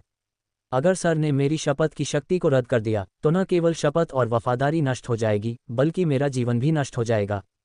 रेजिया ने हठपूर्वक कहा, मैं महोदय के प्रति वफादार हूँ, महोदय की ताकत की वजह से नहीं, बल्कि शाही महारानी छोटी राजकुमारी के लिए। महोदय छोटी राजकुमारी के लिए सबसे महत्वपूर्ण व्यक्ति हैं, इसलिए आप उनके सर्वोच्च संरक्षक की तरह हैं। बेशक, अगर महोदय मेरी ताकत और वफादारी में रुचि नहीं लेते, तो आप मुझे कभी भी मिटा सकते हैं। चेन रूई को सबसे महत्वपूर्ण व्यक्ति वाक्यांश याद आया जो वेरोनिका ने उसका परिचय देते समय कहा था, और आह भरते हुए कहा, ठीक है, मैं आधिकारिक तौर पर आपकी निष्ठा स्वीकार करता हूँ। क्लाउड राइडर साम्राज्य का नाश हुए बहुत समय हो गया है। चूंकि वह ब्लैक डेथ फॉलोअर में शामिल हुए बिना संरक्षक बन सकता है, इसलिए उसे एक पूर्ण वफादार कहा जा सकता है। रेजिया का स्वभाव कठोर था और वह साधन संपन्न था। अगर दोनों के बीच सत्ता का भारी अंतर न होता, तो चेन रूई उसके जाल में फंस जाती। धन्यवाद महोदय, रेजिया ने गंभीर शिष्टाचार का पालन किया। ठीक है, मैं बाकी बातों पर विस्तार से नहीं बताऊंगा। इस बार मैं ब्लैक प्रिजन डेजर्ट में 2 मकसदों से ड्रीमी ओएसिस ढूंढने आया हूँ। पहला, आग को संघनित करने वाली क्रिस्टल रेत, और दूसरा, फैंटम आइस स्प्रिंग। ये दोनों ही चीज़ें मेरे लिए बहुत महत्वपूर्ण हैं। मैं आपकी सलाह सुनना चाहता हूँ। मैंने केवल कुछ प्राचीन पुस्तकों में ही अग्नि को क्रिस्टल रेत में संघनित होते देखा है। यह एक दुर्लभ खजाना है जिसमें अग्नि और पृथ्वी तत्वों का सार समाहित है। इसका कार्य अज्ञात है और मुझे नहीं पता कि यह किसी मृद्यान में है या नहीं। फैंटम स्प्रिंग वाटर एक ऐसी चीज़ है जिसे मैंने अपनी आंखों से देखा है। मुझे यकीन नहीं है कि फैंटम आइस स्प्रिंग इसी में बना है या नहीं। मुझे बस इतना यकीन है कि फैंटम स्प्रिंग वाटर स्वप्निल मृद्यान की तरह स्वतंत्र रूप से गति करेगा। इसकी स्थिति निश्चित नहीं है। इसके अलावा यह अदृश्य भी हो जाएगा। मुझे तो ये किसी शिकारी जीव जैसा लगता है। जीवित प्राणी। चेन रूई थोड़ा हैरान हुआ। उसने उम्मीद नहीं की थी कि फैंटम स्प्रिंग वाटर हिल डुल सकता है और अदृश्य हो सकता है। इसमें कोई शक नहीं कि यह फैंटम नाम के लायक था।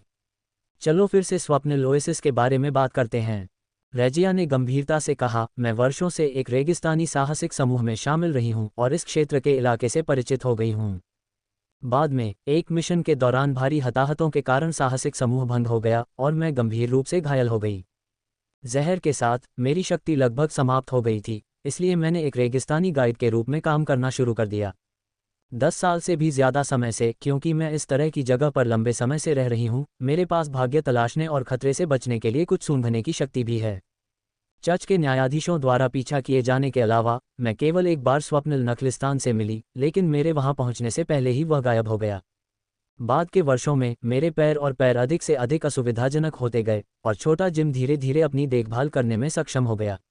इसलिए मुझे अब गाइड बनने की ज़रूरत नहीं है। मुझे पता है कि सर बहुत शक्तिशाली हैं, लेकिन मुझे आपको याद दिलाना होगा कि ब्लैक प्रिजन रेगिस्तान को कम मत आंकिए। हमेशा सतर्क रहें, अन्यथा भले ही आप बाहर निकल सकें, आप वह नहीं पा सकेंगे जो आप चाहते हैं। मैं समझ गया। चेन रूई ने सिर हिलाया। रेत के लोग अब रेत के जहाज़ को कुशलता से नियंत्रित कर पा रहे हैं। क्यों न हम थोड़ी देर यहीं आराम करें, फिर जब हम पूरी तरह सक्रिय हो जाएंगे तो पूरी गति से निकल पड़ेंगे। नहीं, ये सफ़र पूरी रफ्तार से चलना होगा, रेजिया ने माफ़ी मांगते हुए कहा। क्योंकि मैंने सर को दुश्मन समझ लिया था, इसलिए मैंने ये भी सोचा कि अगर रेत के डाकू सर का हल नहीं निकाल पाए तो क्या करना होगा। बस इसलिए मैंने रास्ता बताते हुए कुछ तरकीबें अपनाईं। हालांकि इस दिशा में हम सबसे तेज़ गति से मुख्य क्षेत्र तक पहुंच सकते हैं, लेकिन ये बहुत खतरनाक इलाका है। यहाँ रेत के बिच्छू, विशालकाय छिपकलियाँ और सबसे भयानक रेगिस्तानी राक्षसी केंचुए जैसे कई भयानक जीव हैं। आपके दृष्टिकोण से मुझे आपकी विस्तृत गणना की सराहना करनी चाहिए, चेन रूई ने कंधे उचकाते हुए कहा। लेकिन आपको चिंता करने की ज़रूरत नहीं है, सबसे तेज़ गति से पहुंच पाना अच्छी बात है। इतना कहते ही चेन रूई की भौहें अचानक तन गईं। रेजिया को कुछ देर के लिए अपनी दृष्टि धुंधली सी महसूस हुई, मानो अंतरिक्ष में कोई विस्थापन हुआ हो।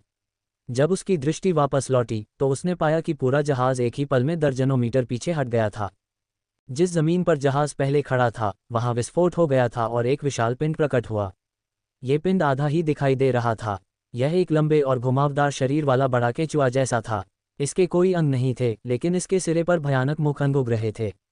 रेगिस्तानी राक्षसी केंचुआ, रेजिया ने अचानक कहा। धिक्कार है, हमने वास्तव में इस चीज़ को डरा दिया है। रेगिस्तानी राक्षसी केंचुआ एक विशाल रेत का कीड़ा था जिसमें असीम शक्ति थी। यह आमतौर पर रेत की गहराई में छिपा रहता था और आने जाने वाले जीवों पर हमला करता था। यह इस इलाके का सबसे भयानक शिकारी था। अगर चेन रूई की शक्ति न होती, जिसने समय रहते लाल रेत के जहाज को ऊपर न उठाया होता, तो रेत को चीरता हुआ यह प्रहार पूरे जहाज को चकनाचूर कर सकता था। विशाल रेगिस्तानी राक्षसी केंचुए का निशाना चूक जाने पर उसने आगे बढ़ते जहाज की ओर बस एक हल्की सी सीटी बजाई। रेजिया की ताकत पहले से ही छद्म संत दानव सम्राट के स्तर के करीब थी। हालांकि जब उसने ये सीटी सुनी तो उसके दिल में सिहरन पैदा हो गई। चेन रूई की आकृति तुरंत उस विशाल शरीर के ऊपर प्रकट हुई और रेगिस्तानी राक्षसी केंचुए की सीटी अचानक बंद हो गई। चेन रूई पर हमला करने के बजाय वह तेजी से रेत के गड्ढे में भाग गया, मानो उसने कुछ भयानक देख लिया हो। रेगिस्तानी राक्षसी केंचुए में ज़मीन में बिल खोदने की भी एक खास विशेषता थी। उसका विशाल शरीर पल भर में ज़मीन की गहराई में समा जाता था। टीलों की सतह पर कोई भी उतार चढ़ाव दिखाई नहीं देता था। चेन रूई ने धीरे से हाथ बढ़ाया और आगे की ओर इशारा किया। रेत से एक विशालकाय शरीर उभरकर हवा में लटक गया। उस बेताब संघर्षरत आकृति और घबराई हुई सीटी से अंदाज़ा लगाया जा सकता था कि यह स्वैच्छिक नहीं था। जल्द ही रेगिस्तानी राक्षसी केंचुआ जमीन पर वापस आ गया, रेत में धंस गया और अपना आधा शरीर उजागर कर दिया। अगर यह चीज़ इस क्षेत्र का सबसे भयानक राक्षसी जानवर है, तो मुझे लगता है कि इस क्षेत्र को छोड़ने से पहले कोई भी अतिथि हमारे पास आने की हिम्मत नहीं करेगा। चेन रूई की आवाज़ फिर से रेजिया के पास गूंजी। तभी रेजिया की स्तब्ध निगाहों के नीचे रेगिस्तानी राक्षसी केंचुआ सामने रेत में ऐसे बिल बना रहा था जैसे कोई पहरेदार रास्ता खोल रहा हो। अध्याय 1096 देवी। रेगिस्तानी राक्षसी केंचुए के नेतृत्व में लाल रेत के जहाज को रास्ते में रेत के अलावा किसी भी बिन बुलाए मेहमान का सामना नहीं करना पड़ा। रेजिया को समझ नहीं आ रहा था कि चेन रूई ने ये कैसे किया। उसे बस अपनी किस्मत पर यकीन था। इस अपार शक्ति के सामने उसकी रणनीति बिल्कुल मजाक थी। चाहे वो रेत के डाकुओं की मदद से हो या रास्ते में पड़े राक्षसी जानवरों की ताकत से, वे चेन रूई के वार का सामना नहीं कर सकते थे। अगर इस साहब ने वो टैटू न देखा होता और उनके पास रॉयल हाइनेस लिटिल प्रिंसेस की आत्मा न होती, तो वो भी ब्लडबियर्ड वालों की तरह एक लाश बन जाते।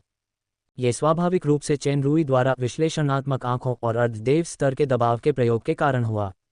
इस क्षेत्र से सफलतापूर्वक गुजरने के बाद चेन रूई ने रेगिस्तानी राक्षसी केंचुए के आध्यात्मिक दमन को छोड़ दिया। वह तुरंत रेत में गोता लगाकर राहत की सांस लेते हुए गायब हो गया। रेगिस्तान का सफ़र उबाऊ और लंबा था। अब उसमें वो कद्रदानी की भावना नहीं रही जो रेगिस्तान में पहली बार कदम रखते वक्त थी।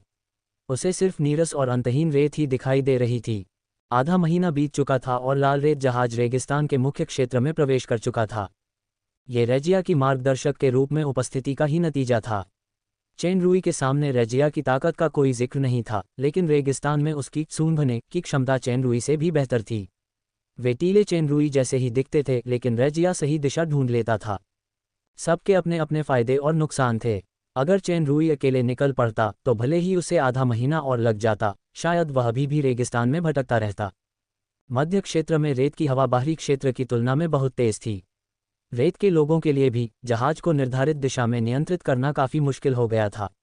रास्ते में मिलने वाले राक्षस जानवर भी अधिक बार दिखाई देने लगे। चेन रूई के आसपास होने से वे निश्चित रूप से कोई खतरा पैदा नहीं कर सकते थे। फिर भी वह गतिशील स्वप्निल नखलिस्तान को नहीं ढूंढ पाया। हवा आखिरकार धीमी हो रही है। चेन रूई ने अपना चश्मा उतारा और अपने लबादे पर रेत थपथपाए।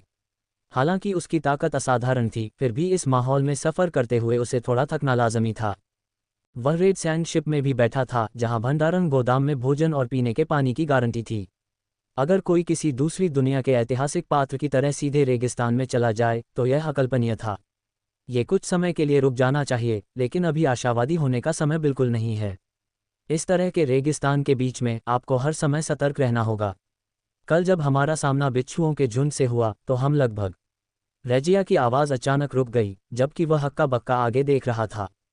चेन रूई ने उसकी निगाहों का पीछा किया और दूर आसमान में सफ़ेद बादल एक पतली सी आकृति में सिमट गए। यह स्पष्ट रूप से एक स्त्री का शरीर था, जिसके लंबे वस्त्र और लंबे बाल थे। वस्त्र और बालों की जड़ें आसमान में सफ़ेद बादलों में फैली हुई थीं, जिससे एक हल्की रोशनी निकल रही थी, मानो वह पूरे आसमान को नियंत्रित कर रही हो। इस दृश्य को पहली नज़र में देखने पर विशालता और पवित्रता का एहसास होता था, जिससे कोई भी इसकी पूजा करने से खुद को रोक नहीं पाता था। तेजानीर, रेजिया हकलाते हुए एक नाम बोला। वह 10 साल से ज़्यादा समय से रेगिस्तान में था और इस रेगिस्तानी देवी के बारे में बहुत सारी अफवाहें सुन चुका था, लेकिन ये पहली बार था जब उसने उसे साक्षात देखा था। चेन रूई को लाल युद्ध साम्राज्य की वह कहानी भी याद आ गई जो लिटिल जिम ने शुरुआत में कही थी।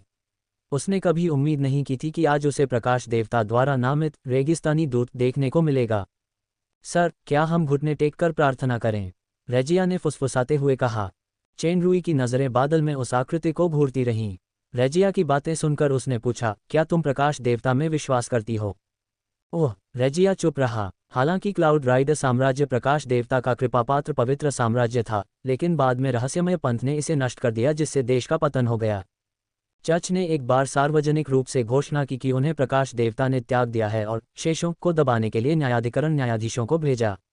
शाही परिवार के संरक्षक के रूप में हालांकि रेजिया रहस्यमय पंथ से बेहद घृणा करता था, लेकिन पवित्र चर्च के प्रति उसके मन में मित्रता के बजाय शत्रुतापूर्ण भावना भी थी, इसलिए वह प्रकाश देवता में विश्वास नहीं करता था। सच्ची आस्था के लिए हृदय से समर्पण की आवश्यकता होती है। अगर यह सिर्फ दिखावटी सम्मान है तो यह निश्चित रूप से ईश्वर की नाराजगी जगाएगा। इसलिए चेन रूई ने उदासीनता से आकाश में तेजानीर जैसी दिखने वाली आकृति को देखा और मन ही मन एक और वाक्य जोड़ा। अगर वह सचमुच ईश्वर है तो उस किंवदंती की प्रामाणिकता चाहे जो भी हो, इससे कोई फर्क नहीं पड़ता था कि यह तेजानीर कोई देवता था या कोई दैवज्ञ। चेन रूई ने सचमुच इस दुनिया के देवताओं को, या यूं कहें कि मृत या सुप्त देवता को देखा था। यहाँ तक कि अपनी जीवन शक्ति खो चुके विशाल शव भी अभी भी अथाह आकाशगंगाएं ही थे। उसके सामने का बादल असाधारण गति के साथ भव्य और विशाल लग रहा था, लेकिन लाश की तुलना में वह केवल सतह पर एक धब्बा था। चेन रूई को ऐसा लग रहा था कि देवी की आंखें कभी नहीं खुलेंगी। सर, तो फिर हम? रेजिया ईश्वर के अस्तित्व से विस्मित था, हालांकि वह आस्तिक नहीं था, इसलिए उसने फिर से सावधानीपूर्वक पूछा। आगे सफ़ेद बादलों में वह सुंदर आकृति धीरे धीरे विकृत होकर धुंधली हो गई और फिर एक क्षण में गायब हो गई। इस दृश्य ने रेजिया को फिर से घबरा दिया। चेन रूई मुस्कुराए, हमारा सच्चा रवैया उसके प्रति सर्वोत्तम सम्मान है। चूंकि तेजनीर गायब हो गई है तो चलिए आगे बढ़ते हैं। इस देवी के स्वभाव को देखने के लिए कम से कम टिकट की कीमत तो चुकानी ही पड़ेगी। टिकट का दाम? रेजिया को चेन रूई की बात समझ नहीं आई, लेकिन तेजनीर जा चुका था, इसलिए कुछ भी कहना बेकार था। लाल रेत का जहाज बिना किसी रुकावट के कुछ देर तक चला। उनके चेहरों पर पड़ती रेत की हवा भी बहुत हल्की लग रही थी। शायद भ्रम के कारण रेजिया को लगा कि आसपास का मृत सन्नाटा और भी गहरा होता जा रहा है। वह और भी बेचैन हो गया। इस समय आसमान में सफ़ेद बादलों का रंग धीरे धीरे कम होने लगा और साफ आसमान धुंधलाने लगा। जल्द ही दूर क्षितिज पर एक घना धुएं जैसा काला बादल दिखाई देने लगा। काली मौत का रेतीला तूफान। रेजिया की तनावग्रस्त नसें उछल पड़ीं और वह चिल्लाया, ये ब्लैक प्रिजन रेगिस्तान का सबसे भयानक रेतीला तूफान है, जिसे ब्लैक रीपर के नाम से जाना जाता है। ये पहले हमने जितने भी तूफानों का सामना किया है उनसे कम 1000 गुना ज़्यादा हिंसक है। क्या इसे अब भी टाला जा सकता है? चेन रूई ने भौहें चढ़ाईं। ये पहली बार नहीं था जब उसे रेत के तूफान का सामना करना पड़ा था, लेकिन जैसा कि रजिया ने कहा था, इस रेत के तूफान की शक्ति पहले से कहीं ज्यादा थी। इतना ही नहीं, उसे ये भी महसूस हो रहा था कि इस रेतीले तूफान में एक अजीब और शक्तिशाली शक्ति है। इतनी दूरी पर भी उसकी आत्मा कांप रही थी। दमन की एक अमूर्त भावना उसके मन में धागे की तरह बंधती हुई जमा होने लगी। अधिक सटीक रूप से कहें तो यह एक अजीब इच्छा शक्ति थी। रेतीले तूफान से कोई नहीं बच सकता। साहब, अगर आपके पास बचने का कोई रास्ता है तो उसे चालू कर दीजिए। रजिया को कुछ महसूस हुआ। पिछले दृश्य को याद करके उसका शरीर कांप उठा और वह चिल्लाया, तेजानीर, ये रेगिस्तान की देवी का दंड होगा। चेन रुई के चेहरे के भाव थोड़े बदल गए क्योंकि उस इच्छा शक्ति का संचय और भी मजबूत होता जा रहा था। हालांकि अब वह अर्ध देवता की चरम अवस्था पर था, फिर भी उसकी आत्मा कांपने से खुद को नहीं रोक पा रही थी। क्षितिज पर उमड़ते काले बादल धीरे धीरे पास आ रहे थे। ये गति वास्तव में बहुत तेज थी क्योंकि काले बादल बड़े होते जा रहे थे। चेन रुई के मन का दमन बढ़ता ही जा रहा था क्योंकि उसे अपनी आत्मा में बंद आंखों वाला एक चेहरा साफ होता हुआ महसूस हो रहा था, ठीक वैसे ही जैसे पहले बादल में दिखाई देने वाली आकृति। इसमें कोई शक नहीं था कि यही तेजनीर की इच्छा थी। बहुत देर हो चुकी है साहब, फौरन एक बड़ा गड्ढा खोदो, जितना गहरा होगा उतना अच्छा होगा। चलो उसमें छिप जाते हैं और सुरक्षा व्यवस्था पूरी तरह से सक्रिय कर देते हैं। शायद अभी भी बचने की कोई गुंजाइश है। रजिया चिल्लाया, उसे हवा का दबाव बढ़ता हुआ महसूस हो रहा था। उसकी आवाज़ भी लगभग दब गई। चेन रुई को बिल्कुल स्थिर खड़ा देखकर उसे लगा कि वह हक्का बक्का रह गया है। उसने दांत पीसकर बेतहाशा फावड़े से गड्ढा खोदना शुरू कर दिया। ब्लैक डेथ सैंडस्टॉर्म की गति के कारण रजिया की विधि से भी जीवित रहना कठिन था, लेकिन उनकी राय में जीवित रहने का यही एकमात्र संभव तरीका था। काला धुआं पास आ रहा था। शक्ति बेहद भयानक थी, लेकिन वायु तत्व की शक्ति सबसे ज्यादा घातक नहीं थी। असली रेप तेजनीर की इच्छाशक्ति से युक्त आध्यात्मिक तूफान था। इस प्रकार की आत्मिक शक्ति साकार हो चुकी थी, यहाँ तक कि वायु तत्व राजा का मिस्टीटाइड पल भी काम नहीं कर रहा था। पूजा करना, समर्पण, विश्वास, ईश्वर अजेय है। चाहे आप कितने भी शक्तिशाली क्यों न हो, आप केवल आकाश की ओर ही देख सकते हैं। चेन रुई के मन में समर्पण के अनगिनत विचार उमड़ पड़े। महाशक्ति की कोई खास प्रतिक्रिया नहीं हुई। यह कोई साधारण आत्मा का क्षरण नहीं था, बल्कि उस दमनकारी शक्ति के प्रभाव में चेन रुई के अपने विचार थे। तेजनीर की इच्छाशक्ति से उसकी इच्छाशक्ति लगातार कमजोर होती जा रही थी और उसके मन के कुछ कमजोर पहलू असीम रूप से बढ़ गए थे। तेजनीर से लड़ने की बजाय ये स्वयं से लड़ने के बारे में था। जो मुझ पर विश्वास करते हैं वे जीवित रहेंगे, जो मुझ पर विश्वास नहीं करते वे मर जाएंगे। चेन रुई ने गहरी सांस ली, तेजी से आगे बढ़ते काले बादलों को देखा और अंततः कहा, तथाकथित भगवान साहब, यहाँ छुप जाए। रजिया ने 1 मीटर से भी ज्यादा गहरा गड्ढा खोदा और चिल्लाया, लेकिन भारी दबाव के कारण उसकी आवाज़ भी मुंह में वापस चली गई। उसका पूरा शरीर लड़खड़ा रहा था और लड़खड़ा रहा था। नहीं, भले ही वह कोई साक्षात देवता ही क्यों न हो। चेन रुई अभी भी अपने आप से बातें कर रहा था और हिला तक नहीं। उसने बस धीरे से अपनी आंखें बंद कर लीं। उसकी बेटी का प्यारा चेहरा उसके मन में उभर आया और उसका शरीर उमड़ घुमड़ रहा था। जब रजिया चेन रुई को गड्ढे में खींचने ही वाला था कि अचानक उसने खुद को हिलने डुलने में असमर्थ पाया। उसके आसपास की हर चीज़ अचानक शांत हो गई, या यूं कहें कि समय थम सा गया, जिसमें उसके सामने खड़ा विशाल ब्लैक रीपर भी शामिल था।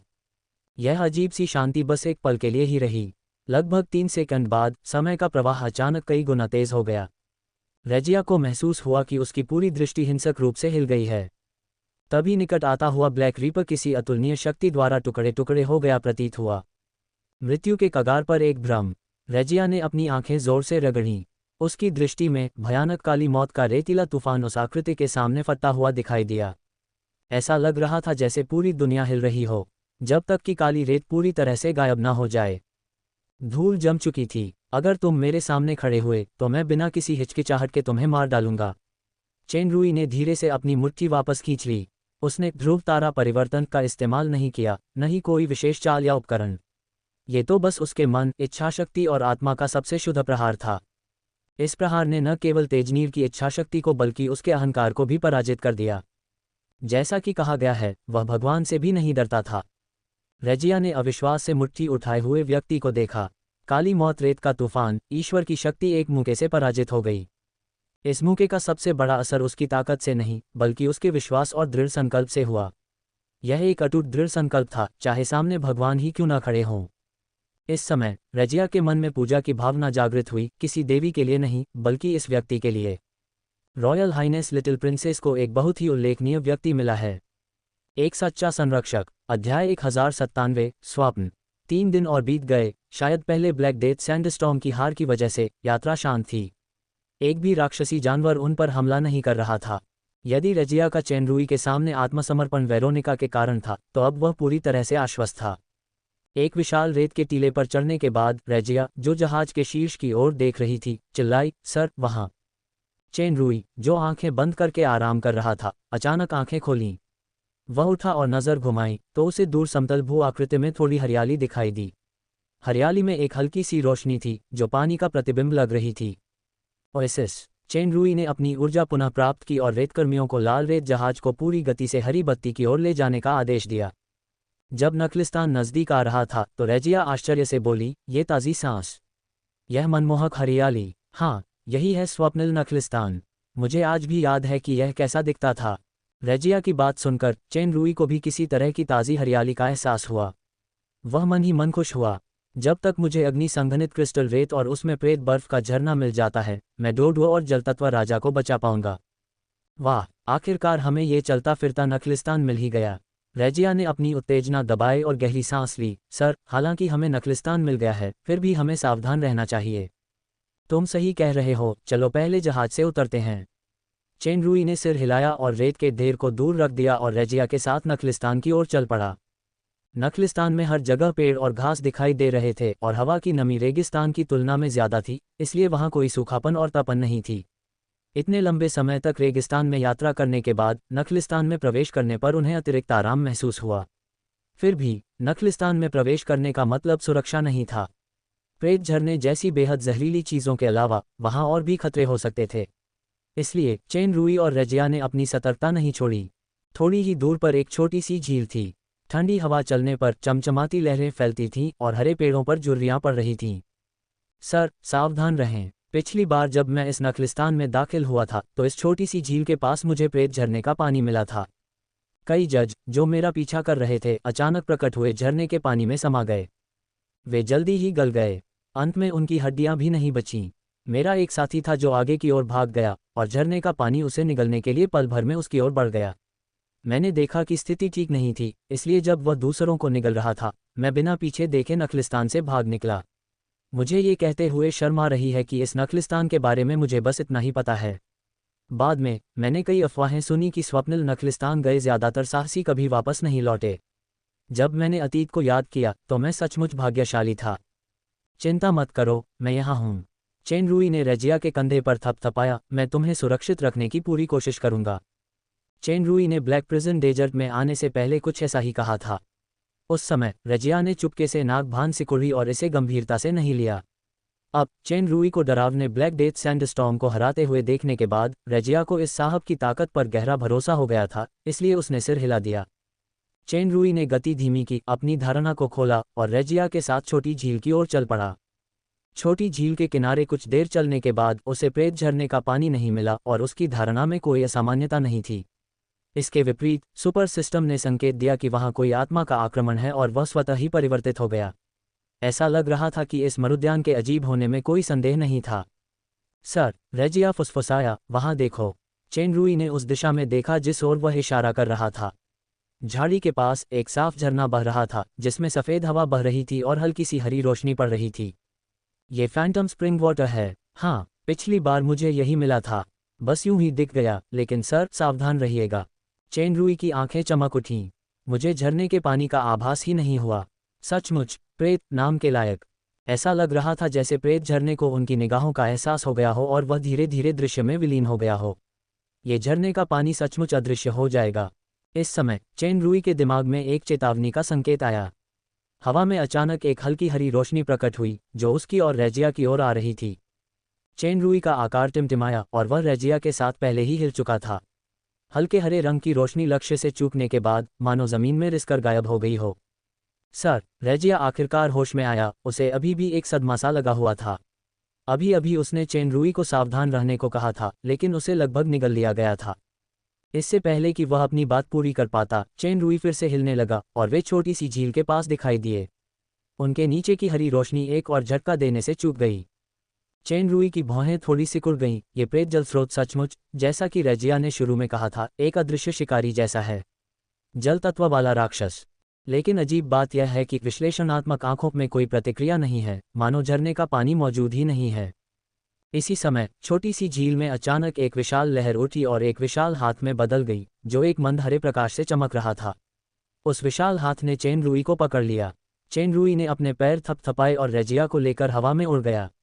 चूंकि मूल हृदय की मरम्मत के लिए प्रेत झरने के पानी की आवश्यकता थी, इसलिए चेन रुई ने विनाशकारी शक्ति को सक्रिय नहीं किया, बल्कि उसे जीवित पकड़ने का विकल्प चुना। जब उसका मन चला तो उसने समय के नियम को सक्रिय कर दिया। अजीब बात यह थी कि विशाल हाथ समय के नियम से नियंत्रित नहीं था। वह बिना रुके आगे बढ़ रहा था। चेन रुई अचंभित रह गया। वह फिर से चकमा देकर भाग गया। क्या यहाँ का विशेष वातावरण समय के नियम से अछूता है या सक्रिय शक्ति पर्याप्त नहीं है? क्या मुझे ध्रुव तारा परिवर्तन का उपयोग करना चाहिए? चेन रुई के पैरों के नीचे फिर से एक अजीब सा हरा रंग दिखाई दिया और तेजी से उसकी ओर बढ़ा। चेन रुई को उस आत्मिक शक्ति के आक्रमण का आभास हो गया जो सुपर सिस्टम की ओर से आ रही थी। उसके मन में एक योजना थी। उसने वास्तव में उसे टाला नहीं, जिससे रेजिया चौंक गया। हल्के हरे रंग की रोशनी ने चेन रुई और रेजिया को घेर लिया। रेजिया की आंखें काली पड़ गईं और उसका शरीर अनगिनत नुकीले दांतों से छिन्न भिन्न हो गया। वह चीखने से खुद को नहीं रोक सका। इस क्षण उसे लगा जैसे उसकी आत्मा किसी चीज से बुरी तरह हिल गई हो। उसने अनायास ही आंखें खोली और पाया कि वह सुरक्षित और स्वस्थ है। वह एक पारदर्शी गुंबद से सुरक्षित था, जो चेन रुई द्वारा सक्रिय किया गया एक रक्षात्मक कवच था। काफी अद्भुत आध्यात्मिक प्रतिभा, यहाँ तक कि मैं भी इससे मूर्ख बन गया था। चेन रुई की आंखों में एक तेज चमक आ गई जब उसने फैंटम फाउंटेन पर नजर डाली जो रक्षात्मक ढाल से टकरा रहा था। सर, क्या हुआ? क्या आपको ऐसा महसूस हुआ कि अभी अभी आपको निगल लिया गया था, फिर पता चला कि आप ठीक हैं?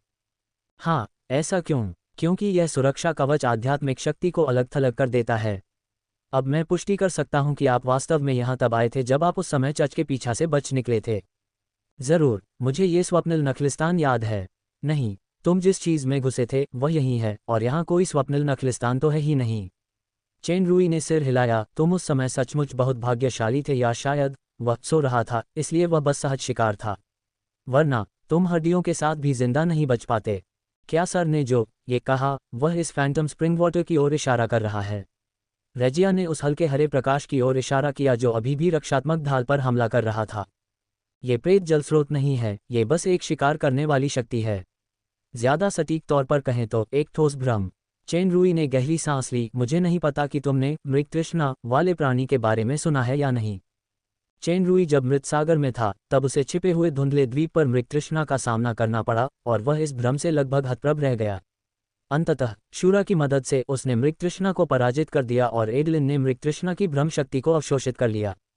मृगतृष्णा, रेजिया ने जल्दी से सोचा, ऐसे राक्षसी जानवर जो शिकार करने के लिए बड़े पैमाने पर भ्रम पैदा करते हैं। मैंने इस दुर्लभ प्राणी के बारे में सिर्फ सुना है, पर कभी नहीं देखा कि यह कैसा दिखता है। एक शाही प्रशिक्षक से जैसी अपेक्षा होती है, वह ज्ञान से परिपूर्ण है। चेन रुई ने सहमति में सिर हिलाया। मृगतृष्णा की शक्ति सर्वोच्च स्तर तक पहुंच जानी चाहिए थी। भ्रम की प्रतिभा के अलावा इसमें विशेष अंतरिक्ष क्षमताएं भी हैं, वरना मैं इसके अस्तित्व का पता बहुत पहले ही लगा लेता। वर्तमान मृगतृष्णा की शक्ति पिछली मृगतृष्णा से कहीं अधिक थी, संभवतः न केवल राज्य स्तर पर बल्कि अर्धदेव स्तर पर भी। आत्मा की प्रतिभा अत्यंत अद्भुत थी। न केवल भ्रम ठोस हो गया, बल्कि यह व्यक्ति की मानसिक स्थिति के अनुसार उतार चढ़ाव भी उत्पन्न कर सकता था, जिससे भ्रम अधिक यथार्थवादी हो गया। चेन रुई की इस मरुद्यान की धारणा मुख्यतः रेजिया की व्यक्तिपरक अनुभूति और परिचय पर आधारित थी। यहाँ तक कि प्रेत फव्वारे की खोज भी रेजिया की मानसिकता से उत्पन्न एक भ्रम थी, जिसने चेन रुई को प्रभावित किया। यदि कोई व्यक्ति बहुत लंबे समय तक भ्रम में फंसा रहता है तो भले ही मृगतृष्णा उसे निगल न पाए, व्यक्ति की आत्मा धीरे धीरे कमजोर होती जाएगी जब तक कि वह टूट न जाए। रेजिया चौंक गई। सर कह रहे हैं कि जो मैंने तब देखा था और जो मैं अब देख रही हूँ, क्या वह मृगतृष्णा द्वारा निर्मित भ्रम है? बस फर्क इतना है कि अब मृगतृष्णा जाग गई है। चेन रुई की आंखें उस प्रेत फव्वारे के आर पार देख रही हैं जो उसके सामने की रक्षा ढाल पर लगातार एक तेज तलवार की तरह वार कर रहा था। ये जागृति जरूरी नहीं कि प्राकृतिक जागृति ही हो, यह शायद उस रेगिस्तानी देवी से संबंधित थी जिसका उन्होंने पहले सामना किया था। कोई आश्चर्य नहीं कि काले जेल रेगिस्तान में सपनों जैसा नखलिस्तान हिल सकता है। पता चला है कि यह कभी कभी जाग भी जाता है। तो क्या ये सपनों जैसा नखलिस्तान असली है या? कोई बात नहीं, पहले इस भ्रम से छुटकारा पाओ। चेन रुई को प्रकाश तत्व राजा की बात याद आई। जब डेल्कुस और पवित्र चर्च एक सहयोगी संबंध में थे और पवित्र चर्च ने रेगिस्तान देवी को मान्यता दी थी, तो स्वप्निल नखलिस्तान एक वास्तविक अस्तित्व होना चाहिए था, यहाँ तक कि प्रेत बर्फ के झरने के बिना भी वहाँ अग्नि संघनित क्रिस्टल रेत होनी चाहिए थी। ऐसा कहने के साथ ही चेन रुई की ओर से रक्षात्मक ढाल तुरंत गायब हो गई और उसकी जगह एक ब्लैक होल ने ले ली। इस क्षण आसपास की चीजें मानो टूटकर बिखर गईं और मुड़ती हुई ब्लैक होल की ओर उड़ गईं। सबसे पहले फैंटम फाउंटेन पर इसका असर पड़ा, फिर छोटी झील, जंगल, सब कुछ इसने निगल लिया। इस तरह के भक्षण का मूल मृगतृष्णा की आध्यात्मिक शक्ति थी। जो चीजें पहले भस्म हो चुकी थीं वे फिर से ठीक हो सकती थीं, लेकिन अंततः वे फीकी पड़ने लगीं और फिर से ठीक नहीं हो पा रही थीं। चेन रुई ने तारों को निगलने की शक्ति को दूर कर दिया। जैसे ही उसकी नज़र दूर एक निश्चित दिशा में पड़ी, उसका हाथ चाकू के आकार का हो गया और हवा में वार करने लगा। अंतरिक्ष दो हिस्सों में बढ़ गया, मानो कोई एक इकाई हो। उसी समय एक जानवर बुरी तरह गुर्राया। जो जगह कटी हुई थी वह धीरे धीरे सामान्य हो गई और वहां एक 5 मीटर ऊंची चीज दिखाई दी। यह एक विशाल 2 खंडों वाले शंख के आकार की थी, जिससे चांदी धूसर रंग की रोशनी निकल रही थी। अंदर का स्थान धुंधला था और केवल 2 नीली मंद रोशनियां आंखों की तरह हल्की सी टिमटिमा रही थीं। दोनों बड़े बड़े चांदी भूरे सीपों में एक आश्चर्यजनक दरार पड़ गई थी और हरा रस लगातार रिस रहा था। जाहिर है कि यह अभी अभी लगी चोट की वजह से था। रेस, मिराज, व्यापक शक्ति मूल्यांकन, एसएसएस जोड़, शारीरिक बनावट, एसएसएस, ताकत, एसएसएस, आत्मा, एसएसएस जोड़, गति, एसएसएस, विश्लेषण, ब्रह्म शक्ति, आत्मा, प्रेरणा और अंतरिक्ष अपवर्तन। खतरे का स्तर उच्च। जब यह चीज प्रकट हुई तो पूरा मरुद्यान पूरी तरह से गायब हो गया, केवल बंजर रेगिस्तान रह गया। तथाकथित नखलिस्तान तो बस एक सपना था। टीएल, एक और मृगतृष्णा। क्या वह इसे गुलाम बनाकर स्वप्निल नखलिस्तान ढूंढने पर मजबूर कर सकता है या फिर इसका कोई अस्तित्व ही नहीं है? अध्याय 1098, ओएसिस। चेन रुई की आंखों में एक ठंडी रोशनी चमक उठी। ये सचमुच एक मृगतृष्णा है और यह अर्ध देवता की चरम अवस्था में भी है। ऐसा लगता है कि यह कई सालों से काले कारागार के रेगिस्तान में रह रहा था और आने वाले लोगों का शिकार करने के लिए स्वप्निल नखलिस्तान का रूप धारण कर रहा था। फिर असली स्वप्निल नखलिस्तान। सर, रेजिया ने आश्चर्य से कहा, यह मृगतृष्णा ऐसी दिखती है जैसे ये तेजनीर का प्रसिद्ध संरक्षक अधीनस्थ हो। संरक्षक अधीनस्थ? चेन रुई ने भौहें चढ़ाईं, फिर उसने देखा कि रेजिया अचानक चौंक गया, मानो उसने कुछ अकल्पनीय देख लिया हो। उसका चेहरा भय से भर गया था। वह सचमुच घुटनों के बल बैठ गया। महाराज। चेन रुई के कुछ बोलने से पहले ही उसके सामने का दृश्य अचानक बदल गया। उसने देखा कि डोडो, जिसके बारे में वह लंबे समय से चिंतित था, एक पिंजरे जैसे जादू में बंद था और पिंजरे के बाहर 6 जोड़ी पंखों वाली एक आकृति थी। राफेल। राफेल के पैरों के नीचे एक खून से लथपथ औरत पड़ी है। जाहिर है उसकी जान खतरे में थी। असल में वह कैथरीन थी। चेन रुई की आंखें सिकुड़ गईं। हालांकि यह बहुत वास्तविक लग रहा था, वह अच्छी तरह जानता था कि यह सिर्फ मृगतृष्णा की मायावी शक्ति थी। उसी समय सुपर सिस्टम की आत्मिक शक्ति के आक्रमण का संकेत फिर से सुनाई दिया। चेन रुई ने नाक सिकुड़ी और अपने सामने आने वाले किसी भी दृश्य की परवाह न की। उसने विश्लेषणात्मक आंखों द्वारा दिखाए गए स्थान पर अपना हाथ हिलाया और अचानक 7 विशाल प्रकाश गोलियां फूट पड़ीं। ये प्रकाश गोलियां प्रकाश की किरणों से आपस में जुड़ गईं। विस्फोट एक पल में हो गया। सफ़ेद रोशनी चमकी और सारा भ्रम टूट गया। मृगतृष्णा का मूल स्वरूप फिर से प्रकट हो गया, लेकिन उसके शरीर का अधिकांश आवरण टूट चुका था और उसकी सांसें भी कमजोर हो गई थीं। मृगतृष्णा स्वयं भ्रम पैदा करने में सर्वश्रेष्ठ थी। उसकी आत्मिक शक्ति इतनी प्रबल थी कि उसके समान शक्ति वाले भी बच नहीं सकते थे, लेकिन उसका अपना शरीर और शक्ति कमजोर थी।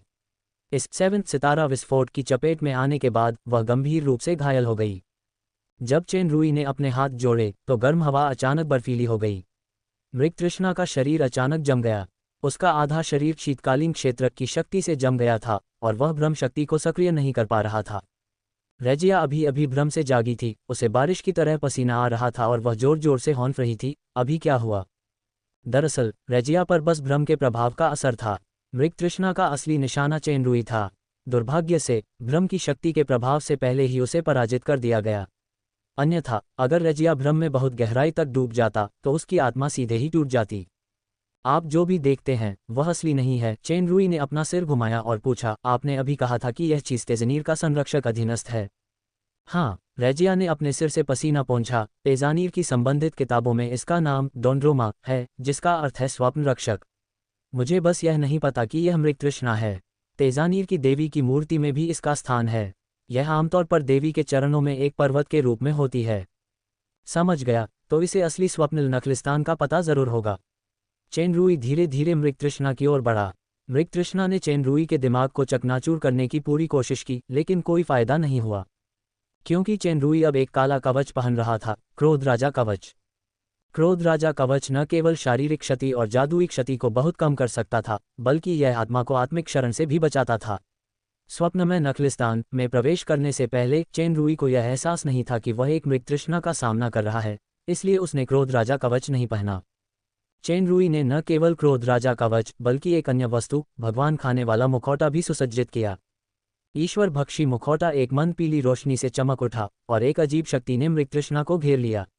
मृगतृष्णा ने संकट को भांप लिया और जी जान से संघर्ष किया, लेकिन फिर भी वह इस अजीब शक्ति से बच नहीं सकी।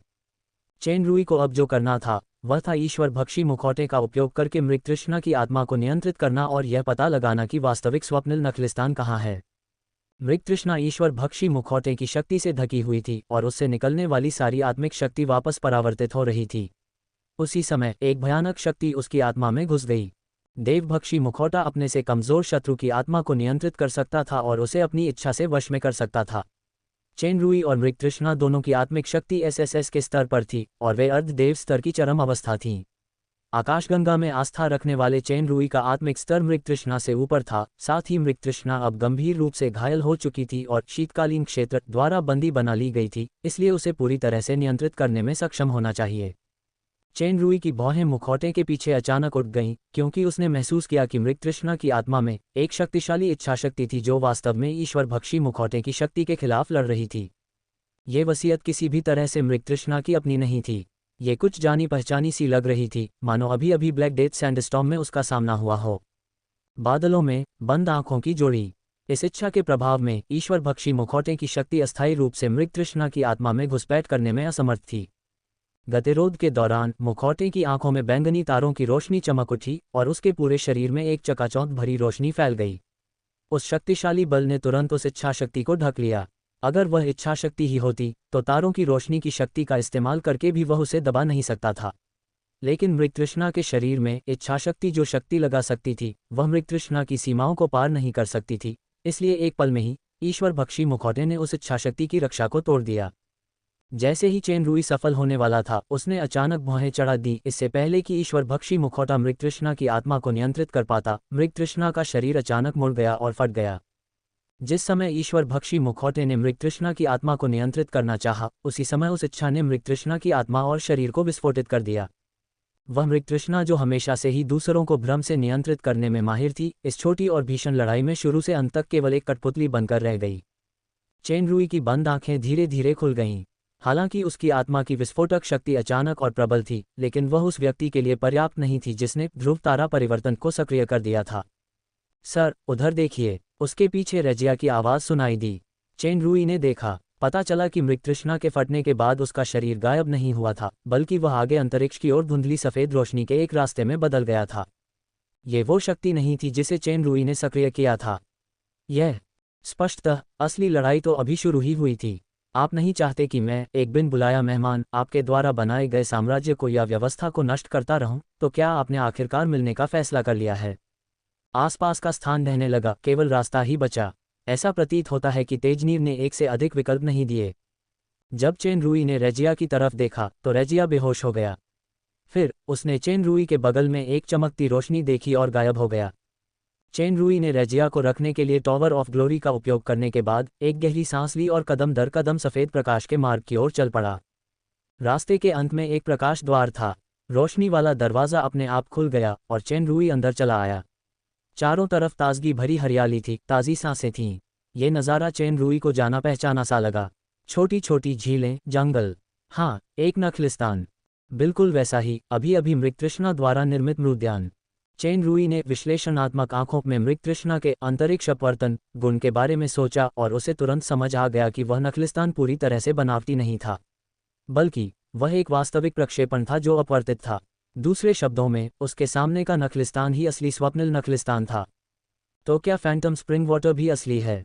और वो आग में घुलने वाली क्रिस्टल रेत जिसका अभी तक कोई सुराग नहीं है? चेन रूई बिना किसी हड़बड़ी के आगे बढ़ रहा था।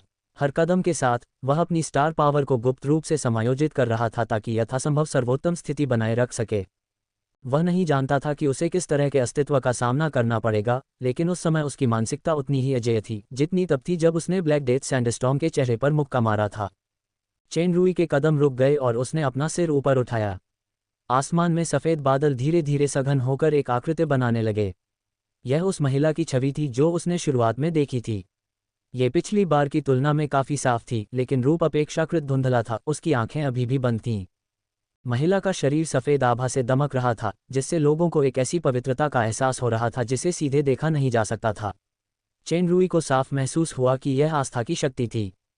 जमीन पर सफ़ेद रोशनी चमक उठी और पूरे मरुद्यान में जीवन की सांसें अचानक 100 गुना ज़्यादा गहरी हो गईं। आसमान ज़्यादा चमकीला लग रहा था और झील का पानी ज़्यादा साफ। जीवंत लग रही सांसों ने चेन रुई पर गहरा दबाव डाला।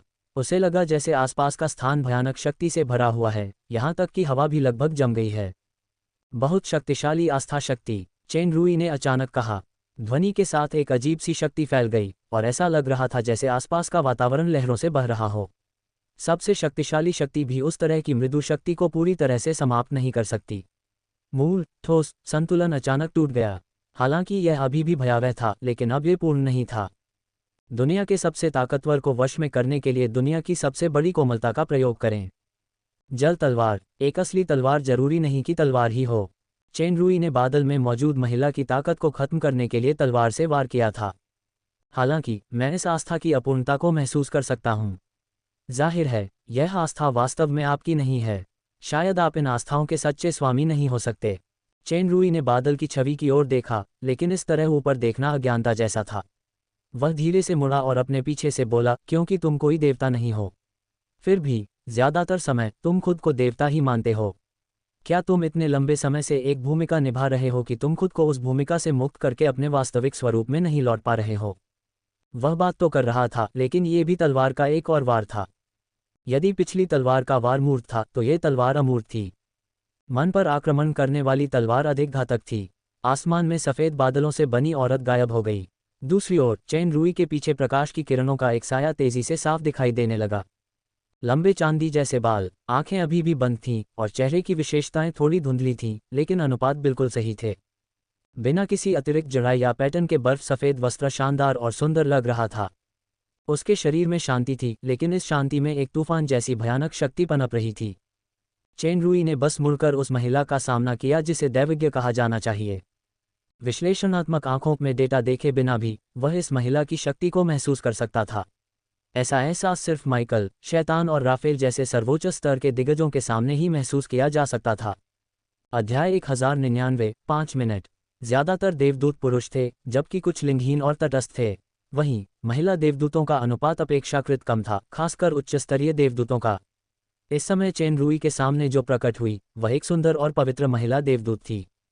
लेकिन चेन रुई की आंखों में सुंदरता के प्रति कोई प्रशंसा नहीं, बल्कि सतर्कता, अत्यधिक सतर्कता झलक रही थी।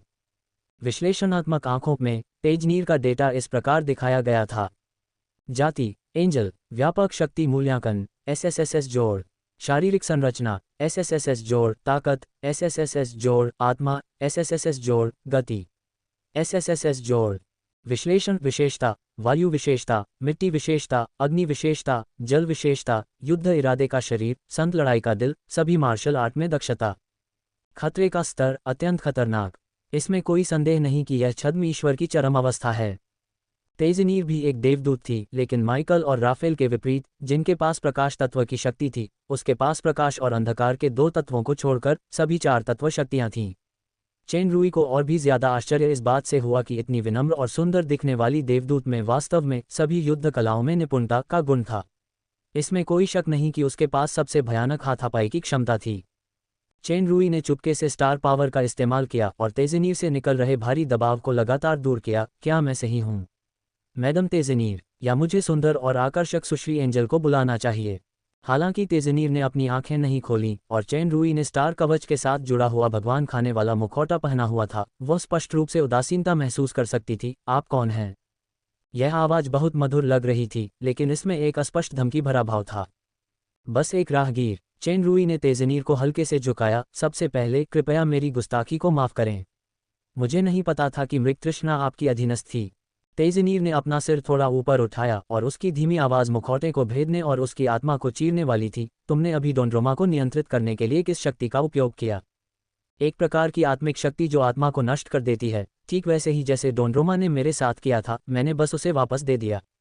चेन रूई को नहीं लगता था कि तेजानीर में तारों के कवच से जुड़े ईश्वर भक्षी मुखौटे को देखने की क्षमता थी। इन टिप्पणियों का केंद्र बिंदु मृग तृष्णा डोंड्रोमा था, जो उस पर पहला प्रहार कर रही थी। अगर वह डोंड्रोमा को नियंत्रित करने के लिए गुप्त तकनीक का उपयोग करना भी चाहता था, तो ये केवल एक जवाबी हमला था, कोई सक्रिय उकसावा नहीं। सचमुच, तेजनीर के स्वर में एक अस्पष्ट, अकथनीय भावना थी। उस तरह की शक्ति मुझे एक परिचित एहसास देती है, इसीलिए मैंने तुम्हें इसकी पुष्टि के लिए इस राज्य में आने दिया। अब लगता है कि यह मेरा भ्रम होगा। चेन रूई को तब समझ आया कि क्यों मृग तृष्णा के मरने के बाद तेजनीर ने हमला करना या छोड़ना जारी नहीं रखा, बल्कि वह उसे यहाँ तक ले आई। सुश्री तेजनीर ने शायद गलतफहमी जताई है। हालांकि मैं बहुत सम्मानित महसूस कर रहा हूँ, लेकिन ये हमारी पहली मुलाकात है। चेन रूई हल्के से मुस्कुराई। सच कहूँ तो मैं ब्लैक प्रिजन डेजर्ट में स्वप्निल नखलिस्तान, आग से संघनित क्रिस्टल रेत और ढूंढने आया था। तेजनीर ने उसे सीधे टोकते हुए कहा, चूंकि यह एक गलतफहमी है, तो आपके पास केवल 2 ही विकल्प बचे हैं। चेन रूई ने तेजनीर के शब्दों में तीव्र शत्रुता सुनी और उसने भौहें चढ़ाते हुए कहा, चलो डोएंड्रोमा वाली बात पर बात नहीं करते। मिस ही थी जिन्होंने मुझ पर ब्लैक डेथ सैंडस्टॉर्म से हमला करने की पहल की थी। मैंने मिस को नाराज नहीं किया। मुझे किसी स्पष्टीकरण की ज़रूरत नहीं है। तेजनीर ने एक ही वाक्य में अपनी बात पूरी तरह से खत्म कर दी, और आपको बस चुनना है, मृत्यु या आत्मसमर्पण। चेन रूई ने अपना सिर हिलाया। मुझे यह विकल्प देने वाले आप पहले व्यक्ति नहीं हैं। बेशक, आप आखिरी भी नहीं होंगे। मैं तुम्हारा प्रबल आत्मविश्वास महसूस कर रहा हूँ। यह अज्ञानतापूर्ण तुच्छ अहंकार नहीं, बल्कि सच्चा आत्मविश्वास है। तेजनीर ने सिर हिलाया। हालांकि तुम्हारी शक्ति का वर्तमान स्तर छद्म देवता के मध्यवर्ती स्तर पर है, मुझे यकीन है कि तुम्हारे पास उच्चतर स्तर के लोगों से लड़ने के तरीके हैं। तुम छद्म देवता के चरम स्तर के लिए भी एक निश्चित खतरा पैदा कर सकते हो। सबसे प्रशंसनीय बात तुम्हारी इच्छा शक्ति है। तुमने जो पहले देखा, वह असली मैं नहीं हूँ। ये बस एक चेतना है जिसमें मेरी इच्छा शक्ति समाहित है, जो मेरी नींद से जागी है। हालांकि तुम्हारे मुके ने इस इच्छा शक्ति को चकनाचूर कर दिया, और उस मुके में निहित दृढ़ संकल्प ने मुझे मेरी नींद से जगा दिया। ये बहुत अच्छा है, तुम्हारे जैसे प्रतिद्वंद्वी से मिलना। चेन रूई की पुतलियां थोड़ी सिकुड़ गईं। वह पहले ही छद्म देवता के कई चरम चरणों का सामना कर चुका था, जैसे शैतान, सारियल, माइकल, राफेल, पायथन और रसातल के 3 शासकों के अवतार। इन चरम चरणों के शक्तिशाली लोगों में एक बात समान थी, वह थी वे अहंकारी थे। यहाँ तक कि षड्यंत्रकारी पायथन में भी यही मानसिकता थी। बेशक, इस अभिमान की कुंजी ताकत के अंतर पर निर्भर करती थी। उसके जैसे चींटी के लिए यह अभिमान उचित भी था। हालांकि तेजनीर बिल्कुल अलग थी। हालांकि उसकी ताकत का स्तर शैतान, माइकल वगैरह के बराबर था। चेन रूई को शुरू से ही एक प्रतिद्वंद्वी के रूप में देखा गया था। यह न केवल समझदारी और सम्मान था, बल्कि इसका मतलब यह भी था कि सामने वाली महिला के साथ व्यवहार करना अधिक कठिन होगा। तुमने अभी जिस अग्नि संघनित क्रिस्टल रेत का जिक्र किया था। तेजनीर ने अपना हाथ बढ़ाया और अपनी उंगलियां हल्के से घुमाईं।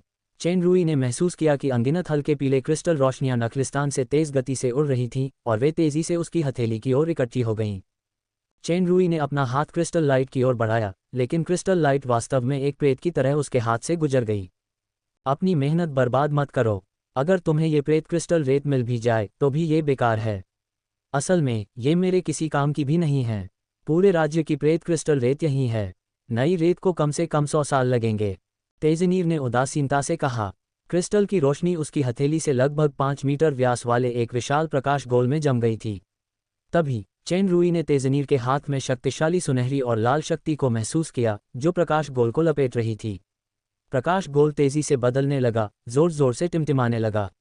अंततः वह मुट्ठी के आकार के एक क्रिस्टल गोल में संकुचित हो गया, जिसमें एक सुनहरी लाल चमक दिखाई दे रही थी। यह असली अग्नि संघनित क्रिस्टल रेत है। चेन रूई तेजनीर की बात समझ गई। पता चला कि अग्नि संघनित क्रिस्टल रेत अग्नि तत्व और पृथ्वी तत्व की शक्ति से बनी थी। तेजनीर ने जिस शक्ति स्तर को सक्रिय किया था, उससे ये निश्चित रूप से दोनों तत्वों की साधारण शक्ति नहीं थी। इसे छद्म देवता की चरम अवस्था की शक्ति और जन्मजात क्षमताओं के संयोजन से बनाया गया होगा। तुम्हारे मुके की खातिर मैं तुम्हारी छोटी सी इच्छा पूरी कर दूंगी। आग को गाढ़ा करने वाली क्रिस्टल रेत यहाँ है। अगर तुम इसे चाहते हो तो खुद ले आओ। तेजनीर ने अपनी उंगली बढ़ाकर हवा में तैर रही आग को गाढ़ा करने वाली क्रिस्टल रेत की ओर हल्के से इशारा किया। क्रिस्टल रेत पर एक हल्का सा चाप छाया हुआ था, लेकिन तुम्हें इसके अनुरूप जागरूकता की जरूरत है, जैसे कि मृत्यु। इसके अलावा तुम्हारे पास सिर्फ 5 मिनट हैं। ऐसा कहने के साथ ही प्रकाश चाप चमक उठा और आग के किनारे से संघनित क्रिस्टल रेत धीरे धीरे पाउडर में बदलने लगी। चेन रुई को उम्मीद नहीं थी कि तेजानीर उसकी इच्छा पूरी करने के लिए ये रास्ता चुनेगा। आग में घुलने वाला क्रिस्टल रेत जल्दी गायब नहीं होता, लेकिन क्योंकि क्रिस्टल बॉल बड़ी नहीं थी, वह कुछ ही मिनटों में पूरी तरह से गायब हो जाता। 5 मिनट का यही अर्थ था। चेन रुई को नहीं पता था कि डोडुओ को मुश्किलों से निकालने के लिए कितनी अग्निसंघनित क्रिस्टल रेत की ज़रूरत होगी, लेकिन यह ज़रूर था कि यह ज़्यादा ही हो सकती है, कम नहीं। इसलिए मुझे जल्दी करनी होगी। जैसे ही उसने ये सोचा, उसकी आकृति तुरंत गायब हो गई। पलक झपकते ही वह क्रिस्टल रेत को पकड़ता हुआ तेजनीर के सामने प्रकट हो गया। हवा की तरह तेज गति शायद उसके स्थान बदलने से पहले ही सक्रिय हो गई थी। हालांकि चेन रुई का हाथ क्रिस्टल रेत की ओर बढ़ा हुआ था, उसका लगभग सारा ध्यान तेजनीर पर ही था, लेकिन तेजनीर हिली नहीं। वह बस उसे आग में घुलती क्रिस्टल रेत को पकड़ते हुए देखती रही।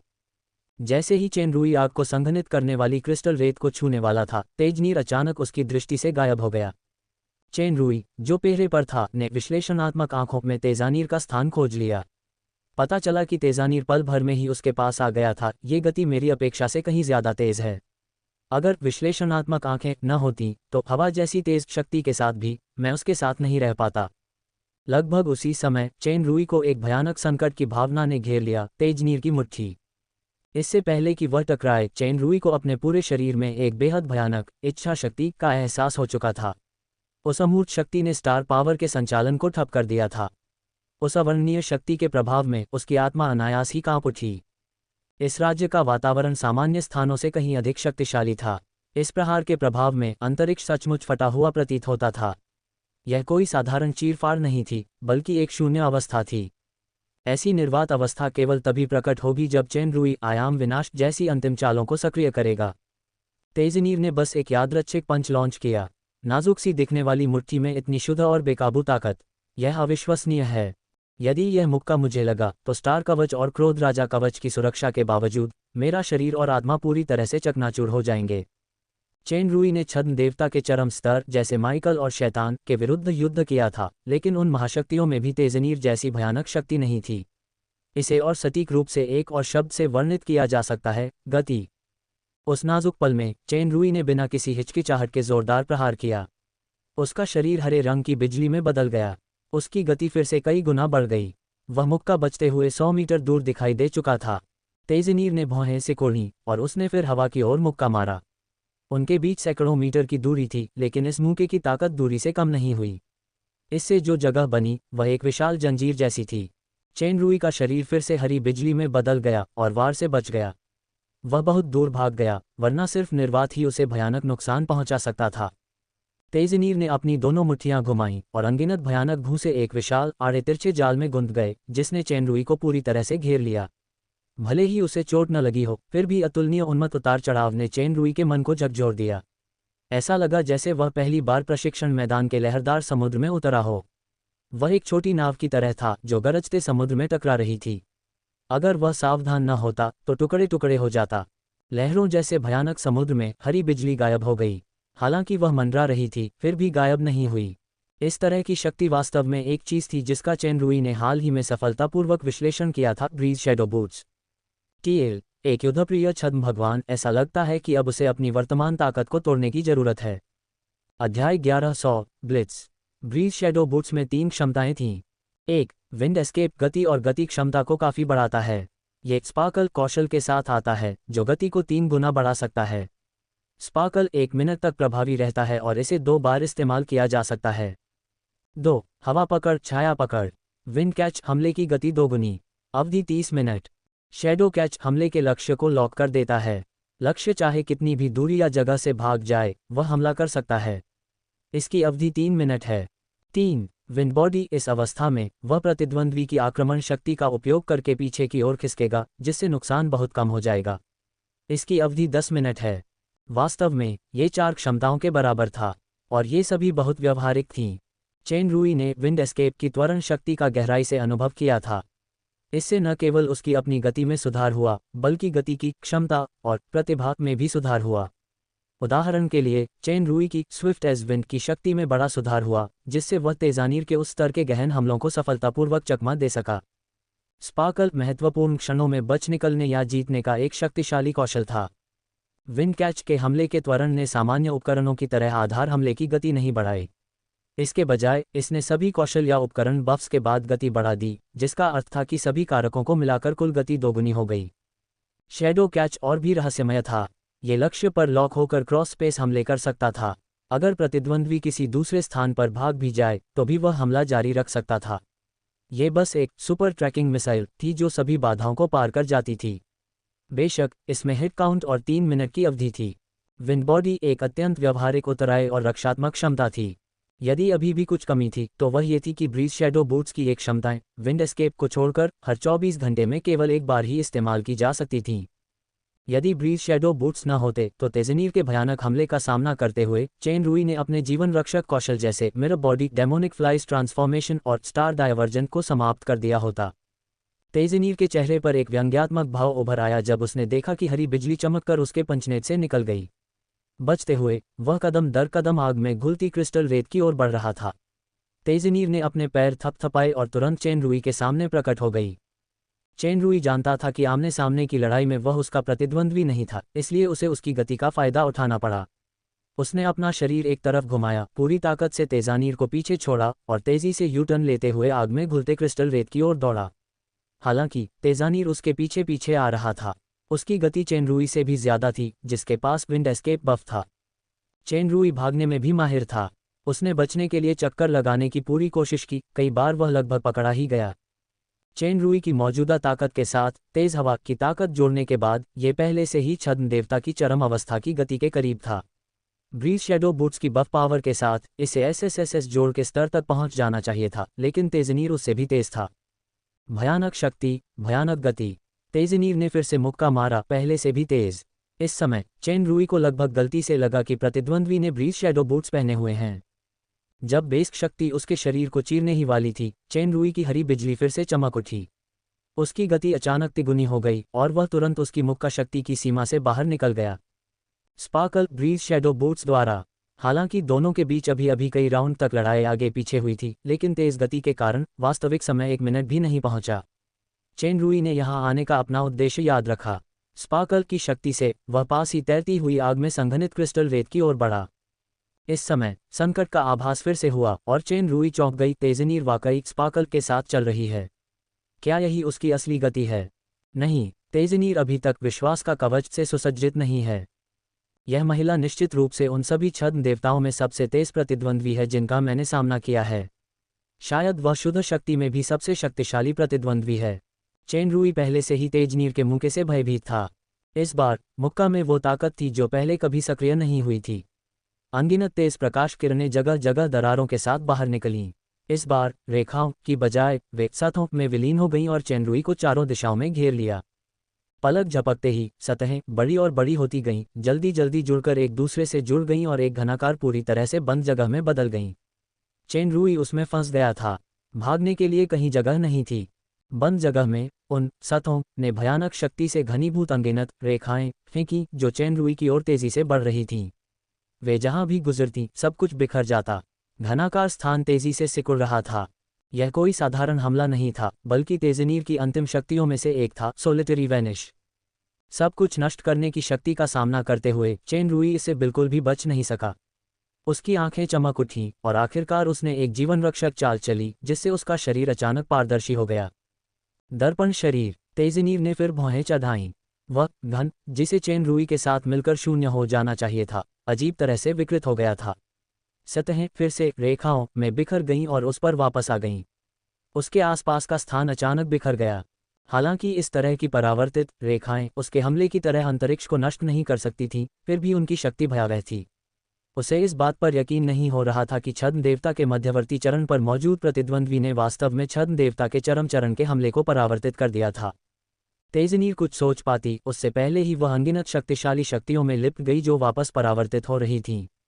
आसपास का स्थान अराजकता में बिखरने लगा।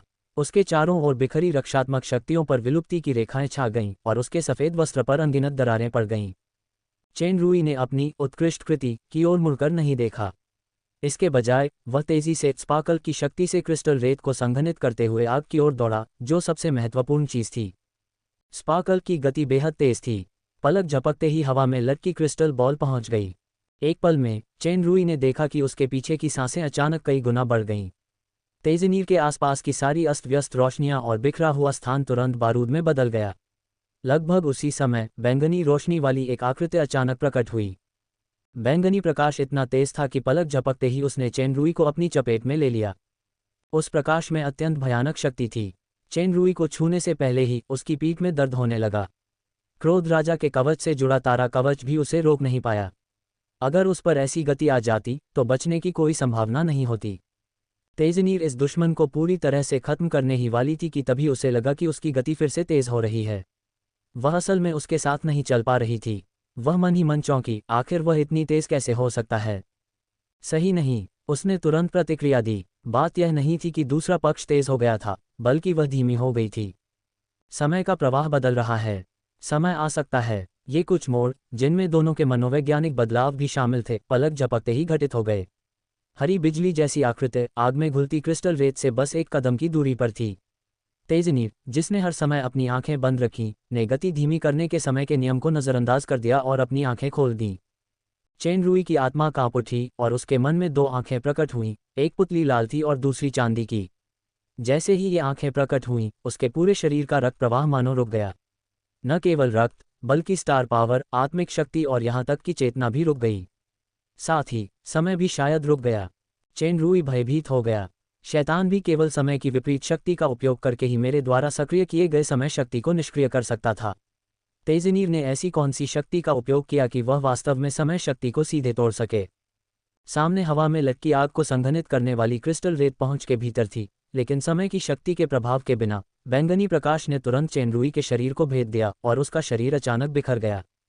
इस समय चेन रूई की आवाज केवल आई, जंगल की तरह धीमा। पिछले आक्रमण और बचाव से लेकर शक्तिशाली युद्ध तक पूरी प्रक्रिया तात्कालिक थी, ध्वनि की गति से भी कहीं अधिक।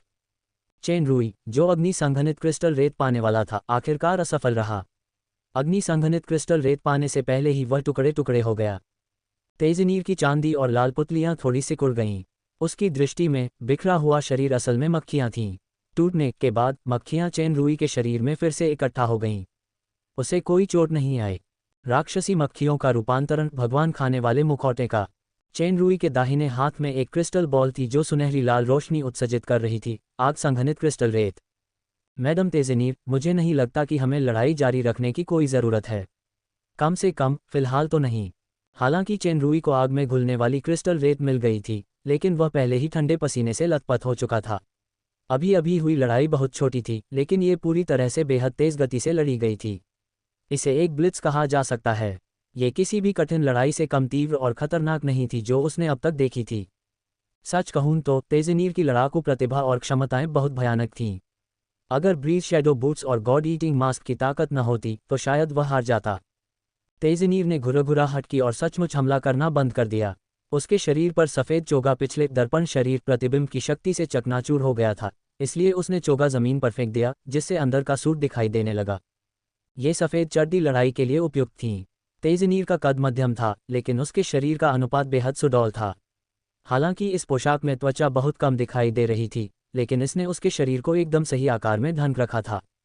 यदि सफ़ेद वस्त्र पहने तेजनीर एक शांत और शांतिपूर्ण रेगिस्तानी देवी थी, तो वर्तमान तेजनीर एक वीर वाल्किरी थी, जो एक शक्तिशाली लड़ाकू सांस छोड़ रही थी, जैसे कि उसकी त्वचा का हर इंच एक उग्र जलती हुई शक्ति बन सकता था। उसके हाथ में एक अजीबोगरीब आकार का हथियार था। यह एक लंबी, पतली, सर्पिलाकार धार वाली तलवार थी, बिल्कुल वैसी ही जैसी चेन रूई ने पिछले जन्म में ड्रिल बिट देखी थी। मुख्य धार बैंगनी रंग की थी और किनारे तीखे चांदी के थे। यह इतना भयानक हथियार था कि चेन रूई की जान और आत्मा लगभग छीन ली गई। अगर उसने समय रहते राक्षसी मक्खियों का परिवर्तन सक्रिय नहीं किया होता, तो उसका शरीर इस तलवार से सचमुच चकनाचूर हो जाता। तेजनीर की नज़रें चेन रूई के चेहरे पर टिकी थीं। उसकी चांदी जैसी लाल आंखें किसी तेज तलवार की तरह चमक रही थीं, मानो वह उसके मुखौटे के आर पार देखना चाहती हो। पृथ्वी बिल्ला, पवन बिल्ला,